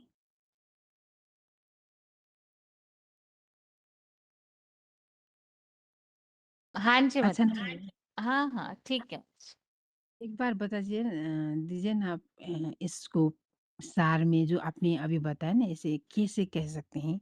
शायद मैंने देखिए, एक तो आत्मा का जो पार्ट है उसमें ये बात हम समझा सकते हैं कि इस चित्र को अभी तक हम देहभान में रहे तो हमें दुख मिलता रहा, हमें ये पता ही नहीं था कि शरीर को चलाने वाली शक्ति आत्मा है। तो आत्मा का परिचय मिलने के बाद हमें आत्मिक स्थिति की प्रैक्टिस करनी चाहिए, जिसके लिए वो 2 का 40वां श्लोक जो बताया है, नेहाभिक्रमण आशुस्ति। और आत्मिक स्थिति की प्रैक्टिस जितना हम करेंगे, तो उतना ही आत्मा के जो मूल गुण है वो अंदर से इमर्ज होने लगेंगे। आत्मा मूल रूप में तो सात्विक है ना, सतो प्रधान है, शांत स्वरूप है, पवित्र स्वरूप है, आनंद स्वरूप है। आत्मा के अंदर मूल रूप में अपनी सारी शक्तियां जो है वो दबी हुई है, क्योंकि देहभान ऊपर आया तो सारी शक्तियां इमर्ज हो जाएगी। इसीलिए आत्मिक स्थिति की प्रैक्टिस बार बार करनी चाहिए। और जैसे गीता के अनुसार महान भय से रक्षा होती है। तो इस चित्र को इसीलिए समझना जरूरी है कि हमारी आत्मा के भोजन की हम पूर्ति कर सके और आत्मा रूपी बीज को पावरफुल बना सके। ऐसे ही जो 3 लोग का चित्र है, हमें ये बात समझ में आ गई 3 लोग के चित्र के द्वारा कि हम इस सृष्टि के वासी नहीं है, हम परम धाम के वासी है। तो मूल हमारा जो घर है, तो हमारी बुद्धि वहां लगी हुई होनी चाहिए। इस दुनिया में हम अशांत है, तो जितना जितना हम अपने को परम धाम वासी समझने की इस दुनिया में रहते हुए भी प्रैक्टिस करेंगे, मन बुद्धि से उस स्थिति का जितना अनुभव करेंगे, उतना इस दुनिया में रहते हुए भी हम शांति का अनुभव कर सकते। तो परम धाम का चित्र समझा, वहां की स्थिति के बारे में हमने समझा। तो वहां भगवान के नजदीक जाने के लिए जितना हम यहाँ बुद्धि से भगवान के नजदीक याद करेंगे भगवान को, तो उतना उस स्थिति का अनुभव होगा, तो उतना भगवान के नजदीक हमें स्थान मिलेगा। और इस सृष्टि पर भी जैसे बताया कि विनाश के समय में फाइनल सेटिंग हो जाती है, तो उसमें भी हमारा नंबर ऊंचा हो सकता है। और फायदा ये बताने भी से उन लोगों को फिर लगेगा कि हमें ये चित्र क्यों समझना है, इस पे मंथन क्यों करना है। नहीं तो चित्र की तरह चित्र वो सुन लेते हैं, लेकिन उन्हें महसूसता नहीं होगी, फायदा महसूस नहीं होगा। तो फायदा जरूर बताना चाहिए एंड में। ठीक है। और इसको भी और जो प्रश्न कर सकते हैं कि जो हाँ। हमें जितना अच्छा कर्म करते हैं हम्म। परमधाम में भी परमात्मा के परमपिता के साथ नज़दीक रह सकते हैं। और ये भी कुछ ज़्यादा कर सकते हैं, इसे भी हाँ जी, एक्स्ट्रा मतलब एक्सप्लेन कर सकते हैं। ये तो शॉर्ट में हमने बताया, बाकी मुरलियों में तो बाबा बहुत सारी बातें परम धाम के लिए बताते हैं। तो वो सब बातों को थोड़ा सा सोच के फिर नए नए जिज्ञासुओं के अनुसार अलग अलग बातें समझाई जा सकती है। ठीक है दीदी, हाँ, इसी तरह से। ठीक है। ठीक है, आगे बताइए। ओम शांति। हाँ जी। ये जो आत्मा का ज्ञान देने का पहले ये हमको समझाना है जिज्ञासुओं को कि जब दुनिया में कलयुग छाया जाता है, कलयुग का अंतिम समय होता है, जहाँ दुख शांति अति होता है, उसी समय भगवान आते हैं। उसका निशानी भी गीता में बताया कि जदा जदा ही धर्म से ग्लानि होते भारत। जो भारत में जब धर्म की ग्लानि होता है, अधर्म की वृद्धि होता है और दुराचारियों का दुष्टता बढ़ जाता है, तब भगवान ये धरा पर आते हैं। वो आते ही ये बताते हैं कि मैं जो ज्ञान देता हूँ, इस ज्ञान में मुख्यतः पहले आत्मज्ञान, फिर परमात्मा ज्ञान, फिर सृष्टि का ज्ञान, ये 3 प्रकार के ज्ञान देते हैं। उसमें से पहला ज्ञान जो है आत्मज्ञान, उसको जानना ज़रूरी है। और ज्ञान देने के लिए जो विद्यालय खोलते हैं, उसका नाम आध्यात्मिक विद्यालय, आध्यात्मिक ज्ञान देते हैं, जिसका 10 अध्याय का 32 में भी ज़िक्र है कि भगवान आकर आध्यात्मिक ज्ञान ही देते हैं। क्योंकि ज्ञान का आधार से मनुष्य का परिवर्तन होता है। जो कलयुगी अंत में जो मनुष्य पापात्मा बन जाते हैं, वो पापात्मा को देवात्मा बनने का जो शिक्षा भगवान आकर देते हैं, जिसके लिए विद्यालय खोलते हैं, जिसका विद्यालय का नाम रखते हैं आध्यात्मिक विद्यालय। तो ये आध्यात्मिक विद्यालय का माध्यम से ये ज्ञान दिया जाता है। उसका पहला चैप्टर शुरू होता है आत्मज्ञान से।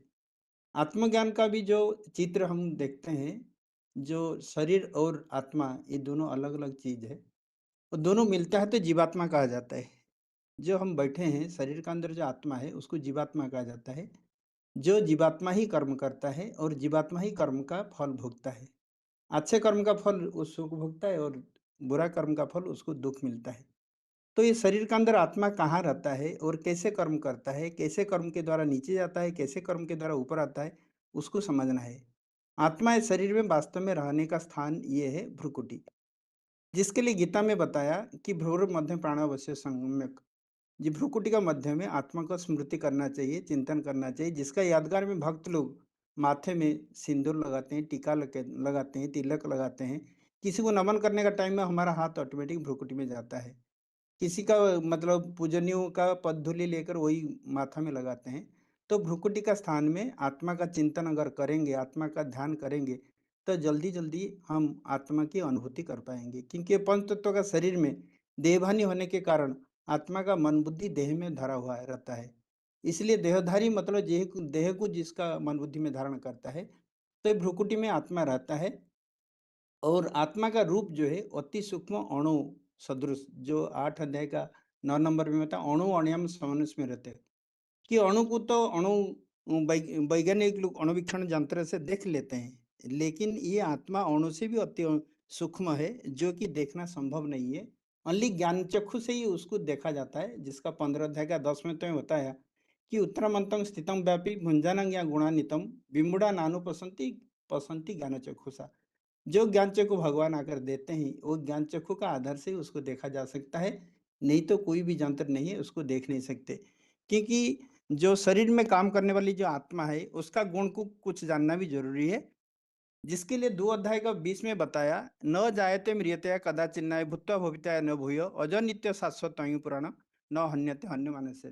क्योंकि आत्मा अजन्मा है, अनित्य सदाकाल स्थायी है। मतलब शरीर तो विनाश होता है लेकिन आत्मा विनाश नहीं होता। शरीर का विनाश के बारे में भी गीता में प्रूफ है, अंतवंत इमे दहा नित्य सुक्त शरीर अनासीन प्रमेश तस्मात् युद्धे स्वार्थ। मतलब ये आत्मा जो है ये अविनाशी है, अति सूक्ष्म है, इसको माप नहीं कर सकते। तो उसका बारे में हमको भी जानना में जरूरी है, क्योंकि आत्मा ही ड्राइवर के मिसल ये शरीर रूपी गाड़ी को चलाता है। अगर आत्मा ना हो ये पंच तत्व का शरीर मुर्दा बन जाता है, जो पंच तत्व में विलीन हो जाता है। लेकिन ये आत्मा जब तक ये शरीर में है उसका रक्षा करता है और ये शरीर के द्वारा कर्म करके उसका सुख भोगता है। और ये शरीर का जैसे आत्मा में परिवर्तन आता है ऐसे शरीर का भी परिवर्तन होता है, जिसके लिए गीता में 2 अध्याय का 13 में बताया कि देहि न अस्मिन तथा देह कुमार यौवन जरा तथा देहांतर प्राप्ति धीरस्तत्र नैमवती। जैसे मनुष्य जीवन का शरीर में कुमार अवस्था, युवावस्था और वृद्धावस्था आता है, ऐसे आत्मा सत्य, त्रेता, द्वापर, कली 4 युग पाठ बजाते बजाते वो तामसी अवस्था को जाता है, जिसके लिए रोगी व्याधि शरीर, पीड़ादायी शरीर मिलता है। तो ये शरीर का भी परिवर्तन करने के लिए पहले पहले आत्मा का सुधार चाहिए।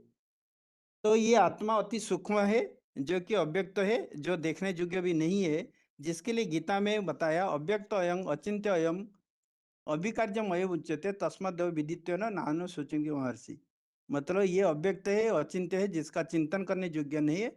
ये सब जानने के बाद अर्जुन को उनने शिक्षा दिया जैसे कि दुखी होने की योग्य नहीं है।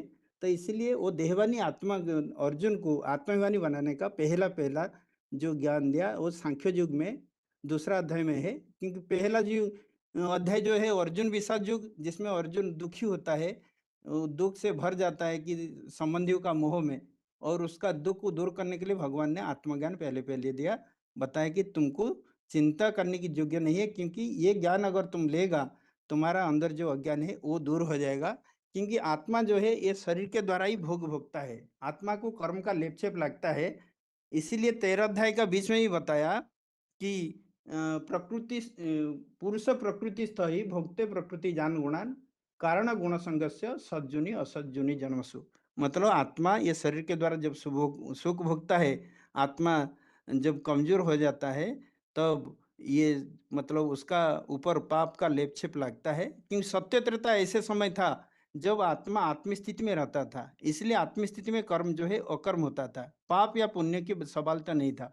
लेकिन द्वापर से जब देहभान आया, आत्मा ये शरीर के द्वारा सुख भोगते भोगते 8 कला से जब कम हो जाता है, तब आत्मा में ये पाप का लेप चढ़ता है, जिसको ज्ञान ये से भी धोया जा सकता है। जैसे शरीर को हम पानी से धोते हैं, ऐसे ज्ञान जल जो भगवान आके जो ज्ञान देते हैं, उस ज्ञान के द्वारा ये पाप को भी धोया जा सकता है। जिसके लिए 5 अध्याय का 17वें अध्याय तद्बुद्ध तदात्मन तनिष्ठा तत्परायण गच्छन्ति और पुनरावृत्ति ज्ञान निर्धुत कर्मसा। तो ये ज्ञान के द्वारा जब हमारा बुद्धि में ज्ञान ठीक से बढ़ जाएगा, बुद्धि मन को नियंत्रित करके आत्मा पाप मुक्त हो सकता है। और ये आत्मा शरीर छोड़ने के बाद पुनर्जन्म भी लेता है, जिसके लिए गीता में बताया जातो सही ध्रुव मृत्यु ध्रुव जन्म मृतस्य च तस्मात् अपरिहार्यते न तुम शोचितुम महर्षि। ऐसे ही जैसे सत्य त्रेता स्वर्ग में आत्मा स्वेच्छा से शरीर को छोड़ता है और स्वेच्छा से दूसरा शरीर धारण करता है, लेकिन द्वापर कली में पाप की दुनिया में आत्मा को बर्बस शरीर छोड़ना पड़ता है, फिर गर्भ में जाना पड़ता है। जिसके लिए गीता में बताया बासांसी जनानी जथा विहाय नवानी गृहणाति नरो पराणी तथा शरीर विहाय जन्य नयनी सहती नवानी देही। जैसे मनुष्य पुराना वस्त्र त्याग कर नया वस्त्र धारण करते हैं, ऐसे आत्मा पुराना शरीर को छोड़ता है और नया शरीर को धारण करता है। तो ये आत्मा मतलब लेप छेप जो मुक्त होकर फिर स्वर्ग की दुनिया के लिए वो कर्म करता है, पढ़ाई करता है, आत्मज्ञान अगर धारण करता है तो उसका अंदर परिवर्तन आ सकता है। क्योंकि ये समय जो चल रहा है अभी परिवर्तन का बेला है, क्योंकि ये कलयुग जाने वाला है और सतयुग आने वाला है। इसी समय भगवान आते हैं जो अधर्म को मिटाकर फिर सच्चा धर्म स्थापना करते हैं। तो इसी के द्वारा हम पापात्मा देवात्मा बन सकते हैं, क्योंकि आत्मा इस शरीर के द्वारा भ्रुकुटी में रहकर ये सुख भोगता है, जिसके कारण आत्मा नीचे गिरता है। और ये आत्मा सुख भोगने के लिए भी आत्मा का पहले पहले 3 शक्ति को जानना जरूरी है, क्योंकि आत्मा जो भी कर्म करता है पहले पहले सूक्ष्म कर्म करता है। आत्मा का 3 सूक्ष्म शक्तियां हैं। पहला है मन, दूसरा है बुद्धि एवं तीसरा है संस्कार। मन जो है वो सोचने की शक्ति है। मन अगर शांत है, स्थिर है, तो मन में अच्छा सोच चलता है। और मन अगर चंचल हो जाता है, अशांत हो जाता है, अस्थिर हो जाता है, तो बुरा चिंतन चलता है। ये चिंतन ही कर्मों का बीज है। जितना चिंतन अच्छा होगा, दिव्य होगा, उतना अच्छा कर्म कर सकता है। जितना चिंतन बुरा चलता है, वो बुरा कर्म करता है, आसुरी प्रकृति प्रकट होता है। तो इसलिए मन को शांत करने के लिए जब अर्जुन ने पूछा कि मेरा मन तो चंचल है, अशांत है, अस्थिर है, हट्टी है, इसको कष्ट मतलब कंट्रोल करना बहुत असंभव लगता है, तो इसीलिए भगवान ने उसको बताया, जतो जतो निश्चरति मनः चंचलम स्थिरम ततो ततो नियम्य तत् आत्मन्यव वस्मनायत। ये आत्मा का ऊपर मन को एकाग्र करना है, क्योंकि शरीर का जो सारांश है वो आत्मा ही है। आत्मा ही ये शरीर के द्वारा कर्म करता है। जैसे गाड़ी को चलाने वाला ड्राइवर गाड़ी को नियंत्रण करता है, ऐसे आत्मा ये इंद्रियों के द्वारा कर्म करता है। तो आत्मा में जब मन को एकाग्र करेंगे, एक निश्चित स्थान आत्मा को जब मिल जाएगा, ऐसे ही परमात्मा ज्ञान पाने के बाद परमात्मा में जब मन को एकाग्र करेगा, मन दिव्यता में भरपूर हो जाएगा और अच्छा चिंतन करेगा। दिव्य चिंतन से दिव्य कर्म भी कर सकता है। तो इसलिए मन को कंट्रोल करने का रास्ता बताया। और मन जो है वो संकल्प करने की शक्ति है। उसके बाद दूसरी शक्ति आता है बुद्धि। जो मन संकल्प करता है, बुद्धि उसको परखता है और सही निर्णय लेता है, और निर्णय का आधार से कर्म होता है। तो संस्कार जो है वो निर्णय लेने की शक्ति, जिसके लिए गीता में भी बताया इंद्रियाणि परान्यव इंद्रिय परमाणु मनस्तत्व परा बुद्धि। मतलब इंद्रिय से शक्तिशाली है मन, और मन से भी शक्तिशाली है बुद्धि, और बुद्धि से भी शक्तिशाली है परमात्मा, जो बुद्धिमान का बुद्धि है। जो शंकर का माथे पर जो तीसरा नेत्र शिव नेत्र कहा जाता है, वही बुद्धिमान को बुद्धि आकर जब ज्ञान देते हैं, वो शंकर जो पुरुषार्थी होता है वो संपन्न बनता है। तो बुद्धि जो निर्णय शक्ति है, जिसमें ईश्वरीय ज्ञान संचार होने से आत्मा का संपन्नता की ओर जाता है। जिसमें कठोपनिषद में बताया कि आत्मानं रथिनं विद्धि शरीर रथमेव च बुद्धि तो सारथिं विद्धि मन प्रग्रहमेव च इंद्रियाणि हरन्यौ इंद्रियस्तेषु गोचरन् आत्मेन्द्रिय मनोबुद्धि मनोयुक्त भोक्ते आहु महिषिण। मतलब आत्मा का ये जो शरीर है वो रथ है, और आत्मा जो है रथी है, और ये जो लगाम है वो मन रूपी लगाम द्वारा, और बुद्धि रूपी सारथी, बुद्धि में जो ईश्वरीय ज्ञान बढ़ता है सारथी रूप में, वो सही रास्ता में मन को चलाता है, क्योंकि मन 10 इंद्रियों का मालिक है। तो बुद्धि निर्णय शक्ति है, वो ईश्वरीय ज्ञान और ईश्वर से युक्त होने के बाद बुद्धि पावरफुल बनता है। फिर तीसरा आता है संस्कार शक्ति। जो मनुष्य अच्छे बुरे कर्म करते हैं, वो बार बार जो कर्म हम रिपीट करते हैं, उसका प्रभाव मन बुद्धि पर पड़ता है। अगर अच्छे कर्म करते हैं तो अच्छा प्रभाव पड़ता है, बुरा कर्म करते हैं तो बुरा प्रभाव पड़ता है। वही संस्कार जो है आत्मा साथ में लेके जाता है, जिसके लिए गीता में भी बताया, जैसे फूल की सुगंधि को वायु लेके जाता है, ऐसे ही आत्मा जब शरीर छोड़ता है वो अच्छे बुरे संस्कार को लेकर जाता है। जैसे 15 अध्याय का 8वें बताया, शरीर यत अपनोति यच्चपि उत्क्रमिति ईश्वर गृहीत्वा एतानि संयाति वायु गंधन इव असयत। मतलब जैसे फूल का सुगंधि को वायु लेके जाता है, ऐसे ही आत्मा अच्छे बुरे कर्म का प्रभाव जो संस्कार के रूप में रहता है उसको साथ में लेके जाता है। तो ये मन को अगर हम कंट्रोल कर सकते हैं, जो पहला शक्ति है, अगर आत्मिक स्थिति में हम स्थिर हो सकते हैं, आत्मा मित्र की तरह व्यवहार करता है, जिसके लिए गीता का 6 अध्याय के 5वें में बताया, ऊर्ध हरेत आत्मन न आत्मनो अवसादेत आत्मा एवं आत्मन बंधु आत्मा एवं रिपु आत्मन। मतलब जो मनुष्य मन बुद्धि को अगर ऊर्धरत भ्रुकुटी का बीच में स्थिर करके परमात्मा की स्मृति करेगा, परमात्मा को ध्यान करेगा, तो वो मन धीरे धीरे कंट्रोल हो जाएगा, और मन बुद्धि का साथ देने से बंधु जैसे काम करेगा। लेकिन जो अज्ञानी है, आत्मज्ञान जिनको नहीं है, आत्मा मन को कंट्रोल करने का तरीका जिसको जानकारी नहीं है, उसका मन बुद्धि के साथ शत्रुता करता है, शत्रु की तरह हमको दुख देता है। इसलिए जिसका मन स्वस्थ हो जाता है, मन चंगा तो कठौती मंगा, मतलब मन अगर अच्छा है तो मन का स्थिर होने से आत्मा में स्वचिंतन चलता है, आत्मा उन्नति का रास्ता वो संकल्प आता है, और संकल्प के अनुसार फिर बुद्धि में भी निर्णय लेने की। इसलिए गीता में बताया कि जो स्थित प्रज्ञ होते हैं, जिसका बुद्धि स्थिर हो जाता है, जिसका बुद्धि आत्मा में एकाग्र होता है, जिसका बुद्धि आत्मस्थ होने से परमात्मा का चिंतन करता है, परमात्मा का रास्ता को जो बुद्धि ज्ञान को धारण कर लेता है, वही बुद्धि मन को भी कंट्रोल कर सकता है। इसलिए बोला बंधु आत्मान आत्मस्य जेनो आत्मनस्थित अनात्मन तो शत्रुते वर्तयव आत्म शत्रुवत। मतलब जो बुद्धि द्वारा मन को कंट्रोल कर लेता है, वो मन उसका मित्र की तरह काम करता है और आत्मा को ऊर्ध्व स्थिति में लेने का कारण बनता है। क्योंकि ये जो देह भान आता है, सत्य त्रेता बीतना के बाद द्वापर से देह का भान आ जाता है। कि सत्य त्रेता में उनको देह का भान नहीं बोलते, क्योंकि आत्मा की शक्ति पावरफुल होता है, 8 कला से भी ऊपर होता है। जैसे तराजू का 2 पलड़ा, अगर एक पलड़ा भारी हो जाता है तो नीचे की तरफ आता है। तो इसे 8 कला से ऊपर जब दुनिया था, उस टाइम में कर्म अकर्म था। जब देह का भान आया द्वापर युग से, देह भान से आत्मा पाप कर्म करना शुरू करता है। जिसलिए कि अर्जुन ने भी पूछा कि न चाहते हुए मनुष्य किस कारण से ये पाप कर्म में लिप्त हो जाता है, जिसके लिए गीता में भी उत्तर दिया, काम ऐसा क्रोध ऐसा रजगुण समुद्भव महासन महापापा विधि अनम यह वैरणम। ये देहवान से उत्पन्न ये जो काम और क्रोध है, ये वास्तव में शत्रु है। जो दुर्योधन दुशासन थे वो वास्तव में शत्रु नहीं बताया, अर्जुन को बताया तेरा मन और बुद्धि में जो काम और क्रोध से उत्पन्न जो आवेग आता है, वही वास्तव में वही देहवान है, वही देहवान तुम्हारा शत्रु है। जिसको जीतने के लिए बताया कि देहवान को अगर जीतेंगे तब जाके हम पाप को जीतेंगे। क्यों? देहभानी मनुष्य असुर का लक्षण बनता है और नरक का द्वार खुलता है। नरक जो करता है, नर जो करता है उससे नरक बनता है। मनुष्य अज्ञान का वशीभूत होकर जो कर्म करते हैं वो आसुरी कर्म हो जाता है। अगर ज्ञान को जाने और ज्ञान के अनुसार अगर हम चले, ये काम और क्रोध से हम मुक्त हो सकते हैं। जिसके लिए बताया कि ये जो विकार है ये हमारा बुद्धि को नष्ट करता है। इसलिए 2 अध्याय का 62 और 63 में बताया, ध्याय तो भूषण पुंस संगतेषु पजाते संजात संजाते कामा काम क्रोधो भजाते क्रोधात् भवति सम्मोह सम्मोहात् स्मृति विभ्रम स्मृति भाषा बुद्धिनाश बुद्धिनाशात् प्रणश्यति। जो मनुष्य का बुद्धि नाश हो जाता है, नष्ट हो जाता है, जर्जरीभूत हो जाता है, तब वो विकर्म मतलब अच्छा कर्म बुरा कर्म में फैसला भी नहीं कर पाता, वो मनमानी काम करता है। क्योंकि मन जो इंद्रियों का विषय भोग में चला जाता है, वो मन चंचल हो जाता है और बुरा चिंतन करता है, जिससे बुरा कर्म करता है। तो इसलिए बुद्धि को हमको परिवर्तन करने के लिए उसका पहला रास्ता है हमको स्वचिंतन करना है। क्योंकि ये कहावत में भी है, बुरा जो देखने में चला बुरा न मिले कोई, जो दिल खोजा अपना मुझसे बुरा न कोई। जब हम स्वचिंतन करेंगे, अंतर्मुखी होंगे, अपना गुण चरित्र को देखेंगे, तो हमारा अंदर दिखाई देगा कि हमारा अंदर बहुत बुरा चिंतन चलता है, मन चंचल होता है, मन जो है इंद्रिय भोग में भागता है। तो इसलिए मन को पहले कंट्रोल करना पड़ेगा।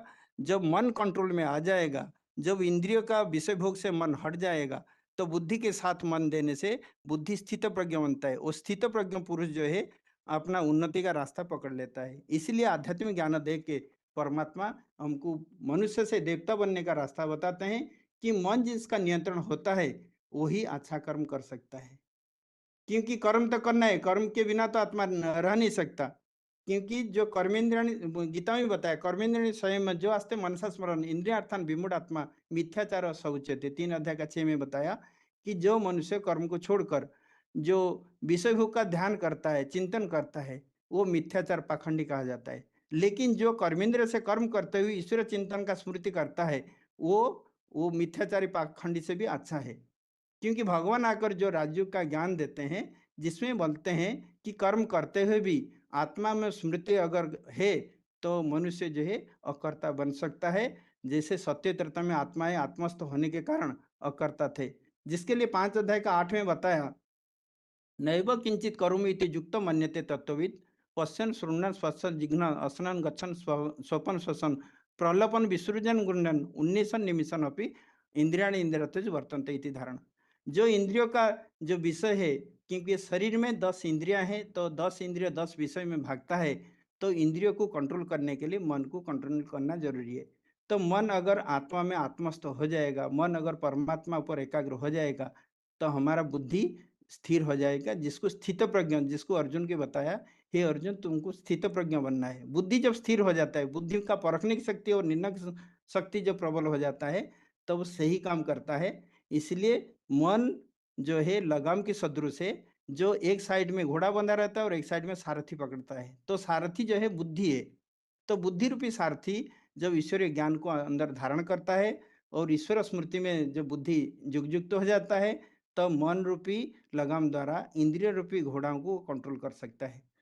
तो इसलिए हमको गीता में ये बताया कि तुमको राजयोग में सिखाता हूँ, कर्मों का राज में समझाता हूँ, जिसके लिए गीता में भी बताया कि राजगुह्य राज विद्या राजगुह्य पवित्रम इदम उत्तमम। ये जो उत्तम ज्ञान है ये राजाई का विद्या है, राजाई का रहस्य है।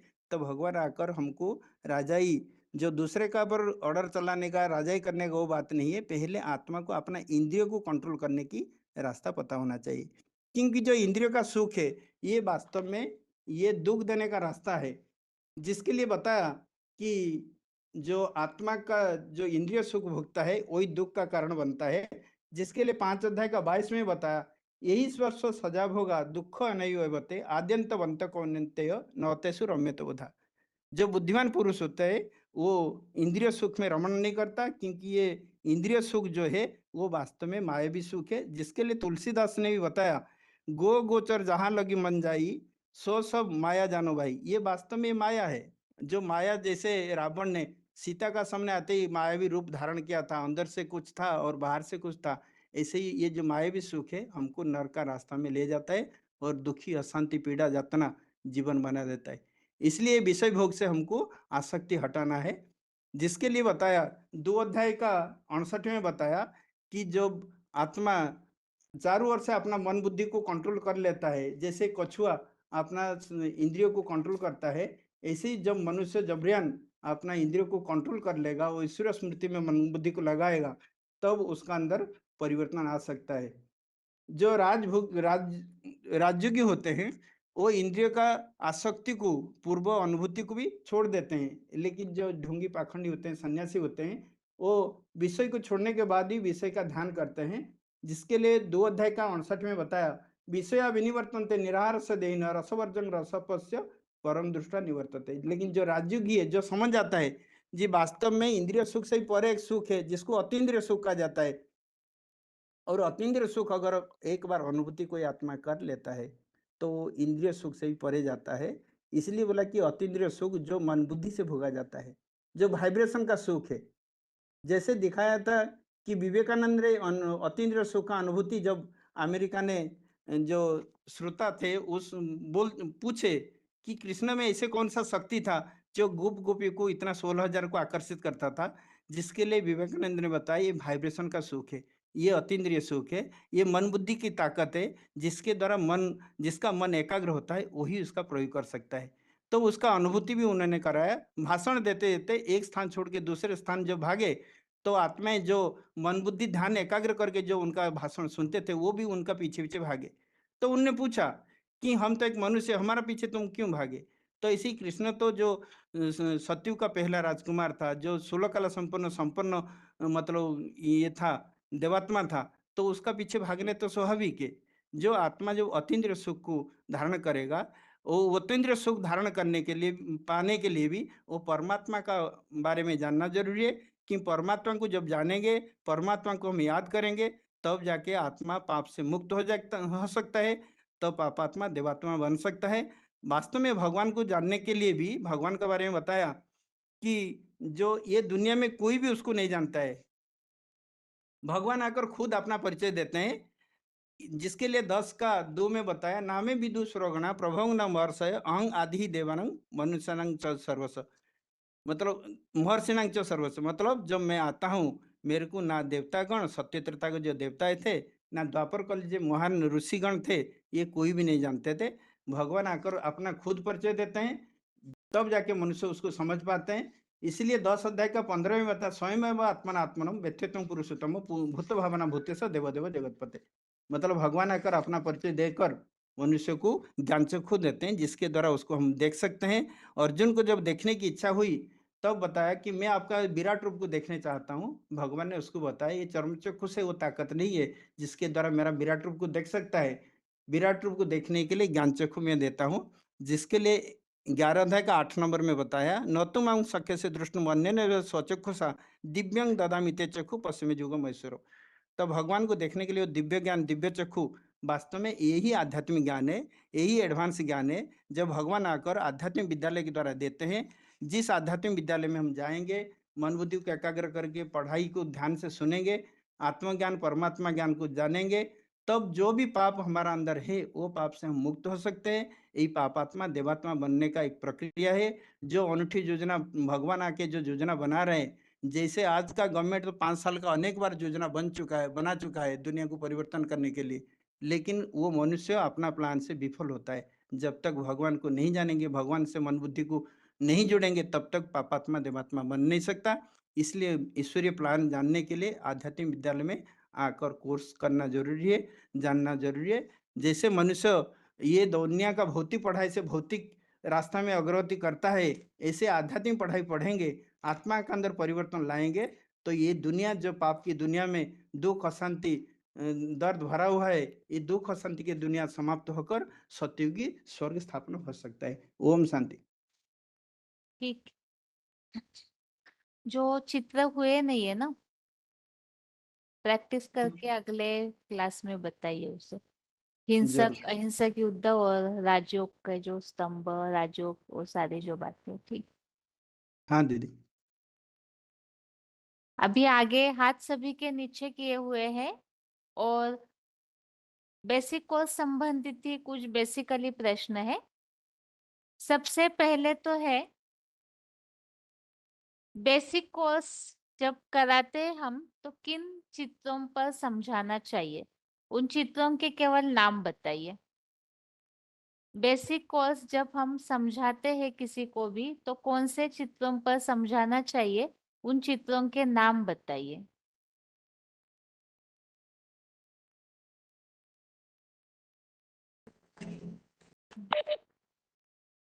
ओम शांति। हाँ जी। आत्मा का परिचय, आत्मा का चित्र और 3 लोग और परमात्मा बाप की चित्र और सभी आत्माओं को फादर ऑफ ऑल सोल्स, सभी आत्माओं को पिता का चित्र। शिव मट्रू शंकर दोनों के अंतर क्या है। राजयोग बेसिक सत्युग सारी सात्विक गुण, दैविक गुण धारणा, ऐसे ना चार स्तंभ है इस पिक्चर। और सर्वव्यापी नहीं है, पावर्स मिलती है, राजयोग सिखाने के लिए 8 पावर्स मिलती है।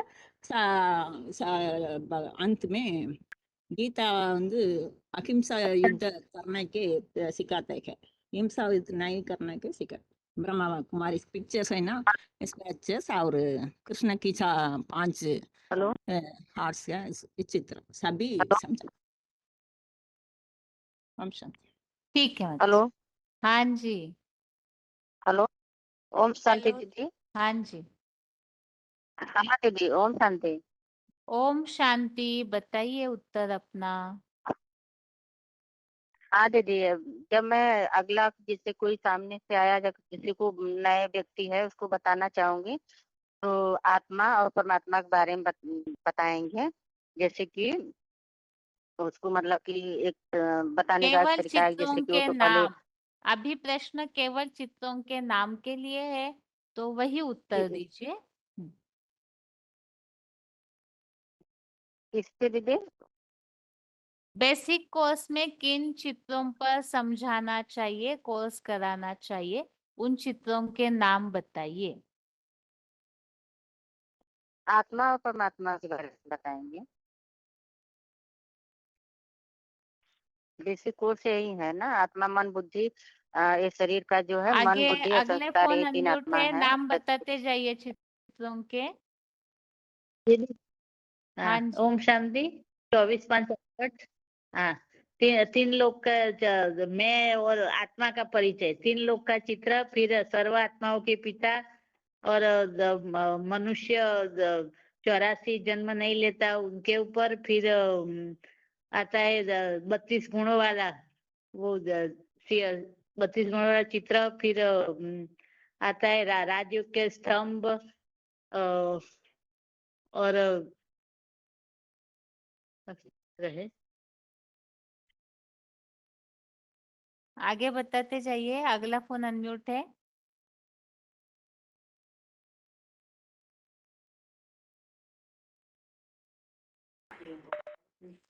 ओम शांति दीदी। हाँ जी। वो एक आत्माओं का चित्र पे समझाते हैं और फिर 3 लोक का है, फिर 32 गुणों वाला है, फिर शिव शंकर में अंतर बताया है और सब धर्म आत्माओं के पिता का बताया, सब धर्म के आत्माओं में नाम खाली अलग अलग हैं करके, और फिर 4 स्तंभ का बताया है, अष्ट शक्तियों का बताया है और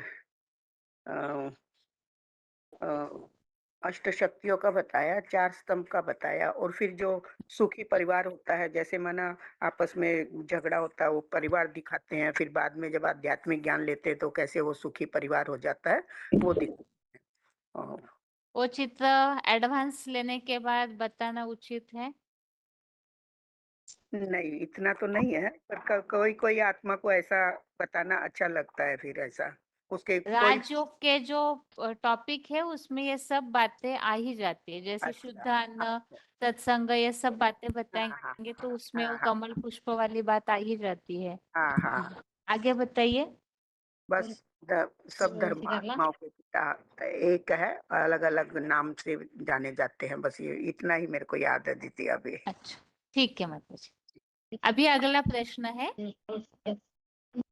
अगला जिनके भी फोन अनम्यूट है एक बार रोल नंबर बताइए। अभी 2-3 फोन अनम्यूट किए एक साथ। जी मेरा 29878 भी है हाँ दीदी। जी, और किनका अनम्यूट है बताइए।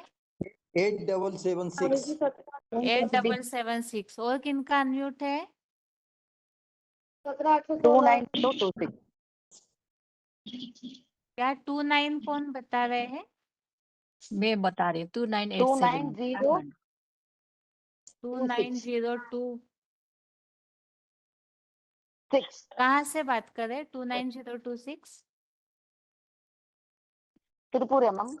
अच्छा ठीक है। अभी जिनका भी फोन अनम्यूट है, पहला प्रश्न है सबसे पहले 8776 आप बताइए सतना।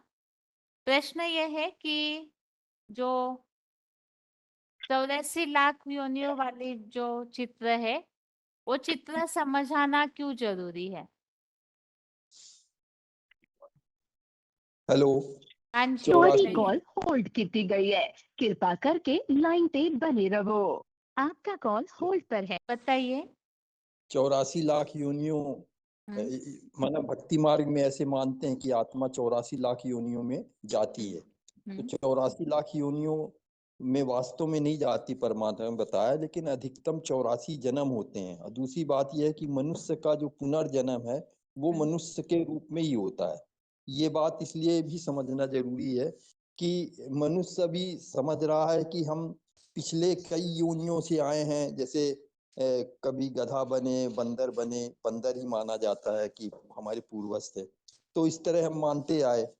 तो ये समझ रहा कि ये हम लगातार जो है तो बढ़ती बढ़ती कला माना हमारी विकसित जनरेशन हो रही है। जबकि फैक्ट ये है कि वास्तव में हम पहले 16 कला संपन्न देवी देवता थे और मनुष्य रूप में जन्म लेते लेते पतित हुए। तो जब हम अपने को समझेंगे कि हम गिर गए तो फिर से उत्थान की भावना हमारे अंदर पैदा होगी। और अभी मनुष्य तो 84 लाख योनि के भ्रम में ये समझ रहे कि हम अभी काफी विकसित हैं। पहले बंदर थे तो आज मनुष्य हो गए, चांद तारों तक पहुंच गए। तो इसलिए भी समझना कि हम अपने जो भूतकाल है, हमारा जो पुराने समय का गौरव है, उससे हम कट गए देवी देवता। ये बात आ रही। ओम शांति। ठीक। अभी आगे अगला प्रश्न ये है राजयोग से प्राप्ति। इसके लिए अगर श्लोक आपको बुद्धि में आ रहा है तो बताइए, अन्यथा राजयोग से क्या प्राप्ति होती है उसके बारे में क्या समझा सकते हैं।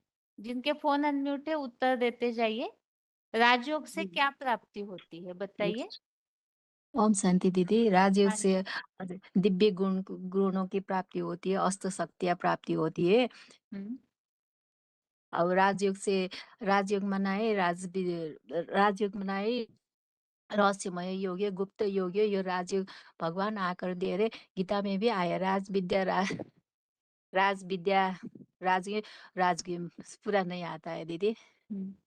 राज विद्या राजगुह्यम। पवित्रमिदम् उत्तमम् इदम् उत्तमं धर्मं सुसुखं पृथिवी प्रत्यक्षावगमं धर्मं सुसुखं सुसुख कर्तुम् अव्ययम अव्ययम। ये राजयों के राजाओं का राजयोग है। यो राज विद्या भगवान ही आकर सिखाते हैं और कोई धर्मगुरु बाबा कोई नहीं सिखाते। योग तो अनेक प्रकार के होते हैं, पर वो योग कठिन पूर्वक होते। भगवान आकर हमें सहज राजयोग सिखा रहा है। इससे अब हम हमारे अंदर रहे 5 विकारों को भी नष्ट होते हैं। दिव्य शक्तियां भी हम धारण सत्य अस्त्र शक्तियां भी धारण कर सकते हैं। ठीक है माता जी। अगला प्रश्न है अभी वाराणसी 28,732 और 14,022।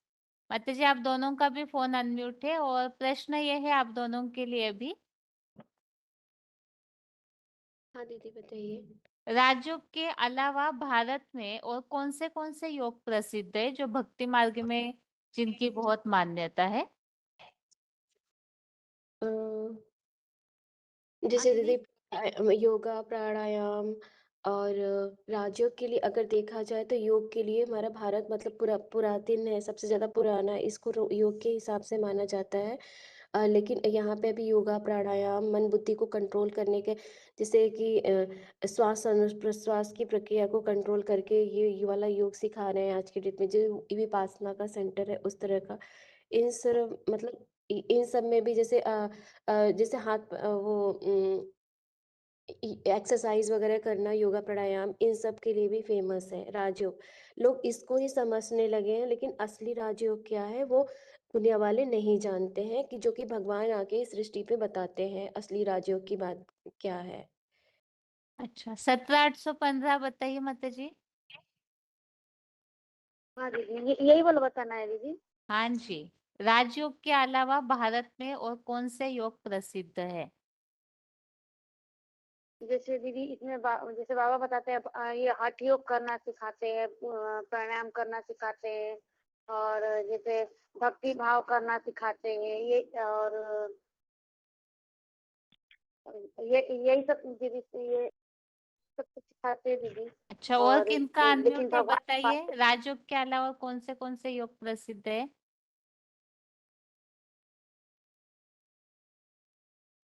आप सोचते रहिए माता जी, याद आ रहा है तो बताइए, समय कम है इसीलिए। दीदी मैं बताइए बोलूं? जल्दी। हाँ जी बोलिए। राजयोग के अलावा हठ योग, कर्म योग, भक्ति योग, श्वास प्रश्वास योग, ये कुछ दीदी। ठीक है, अभी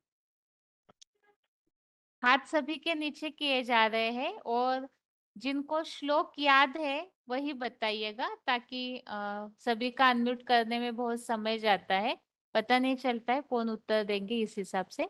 प्रश्न ये है कि जितने भी योग है उन सब योगों से भी राजयोग श्रेष्ठ है, इस बात के लिए लागू होने वाला श्लोक बताइए। जितने भी योग है उन सब से राजयोगी श्रेष्ठ है, इसके लिए लागू होने वाला श्लोक बताइए। कौन सा अंतिम? हाँ जी। 9 अध्याय का 2 नंबर श्लोक है। राज विद्या राज गुह्यम पवित्रमेदम सुखम प्रत्यक्षागमम धर्मम सुखम अयम अभयम। अच्छा और बताइए, और एक्यूरेट श्लोक कौन बताएंगे? और एक फोन अनम्यूट किया है छोटे फोन से, बताइए। वेदेषु यज्ञेषु तपसु चैव दानेषु यत् पुण्यं पदं प्रदिष्टम् अचेति तत् सर्वइदं विदित्वा योगी त्वां स्थानम् उपेति चाद्यम्। अच्छा बताइए आगे और एक्यूरेट श्लोक जिसमें ये बताया हो कि राजयोगी श्रेष्ठ है। हेलो हरिपुर, हाँ जी बताइए। ओम शांति, मैं भागीरथी बोल रहा हूँ। हाँ 2027 ये श्लोक है 6 का 46। तपस्वी भी अधिक योगी ज्ञानी व्यक्ति मताधिक कर्मी चाधिक योगी तस्माद योगी भवार्जुन। 6 का 46। ठीक है और बताइए आगे, और फोन अनम्यूट किए हैं। उत्तर जल्दी जल्दी दीजिए, 1 ही मिनट बाकी है हमारे पास। बताइए माता जी। 1439। बताइए बनारस, बताइए माता जी। नौका दो। राजविद्या राजगुह्यम नौका दो राजविद्या राजगुह्यम पवित्रम इदम उत्तम प्रत्याचवन धर्म से सुखम अकोत्तम कुतम अभय। एक्यूरेट उच्चारण नहीं है, ठीक है। दीदी श्लोक बस नंबर ठीक है। हाँ जी। इदम तूते गुहितम प्रवक्ष्यामि अनसूयवे ज्ञान विज्ञान सहितम। दीदी थोड़ा भूल गया मुझे। अच्छा, बाकी राजयोग के लिए अभी एक भाई ने जो बताया वो श्लोक एकदम एक्यूरेट था। और बताइए आगे। 13,562 बताइए मत जी। 8762 बताइए सुलोचना मतलब मानसा। दीदी ये 2 का 48 नहीं आएगा? क्या बताया है उसमें? उसमें बताया ना योग में स्थित होकर जो ये राजयोग है इसमें सफलता मिलेगी। ये जो भगवान आकर जो राजयोग सिखाते हैं उसमें बुद्धि स्थिर होती है हमारी और असफलता में भी सफलता मिल जाती है और सभी योगों में ऊंचा माना गया है इसे। श्लोक पढ़ के बताइए कम से कम। योगस्थ कुरु कर्माणि संघ त्यक्त्वा धनंजय सिद्ध सिद्धयो समो भूत्वा समत्वम योग उच्यते। समत्व सिद्ध करने की बात आई है। बाकी राजयोग बाकी योगों से श्रेष्ठ है, वो बात एक्यूरेट आनी चाहिए। जो 6 का 46 बताया ना वैसे उल्लेख ये पूछ रहा है। ठीक है, ये प्रश्न के लिए श्लोक ढूंढ के रखिए। इसके अलावा जो अष्ट शक्तियां है जो बेसिक कोर्स में बताई जाती है उसके लिए भी श्लोक ढूंढ के रखिए। अगर शाम के क्लास तक सभी तैयार होते हैं तो उस समय या तो अगले टेस्ट में ये प्रश्न रहेगा। उस हिसाब से सभी अच्छे से गीता पढ़ के श्लोक ढूंढ के रखिएगा। अभी 2-3 मिनट ही बाकी है इसलिए क्लास यहाँ ही पूरा कर रहे हैं। ओम शांति।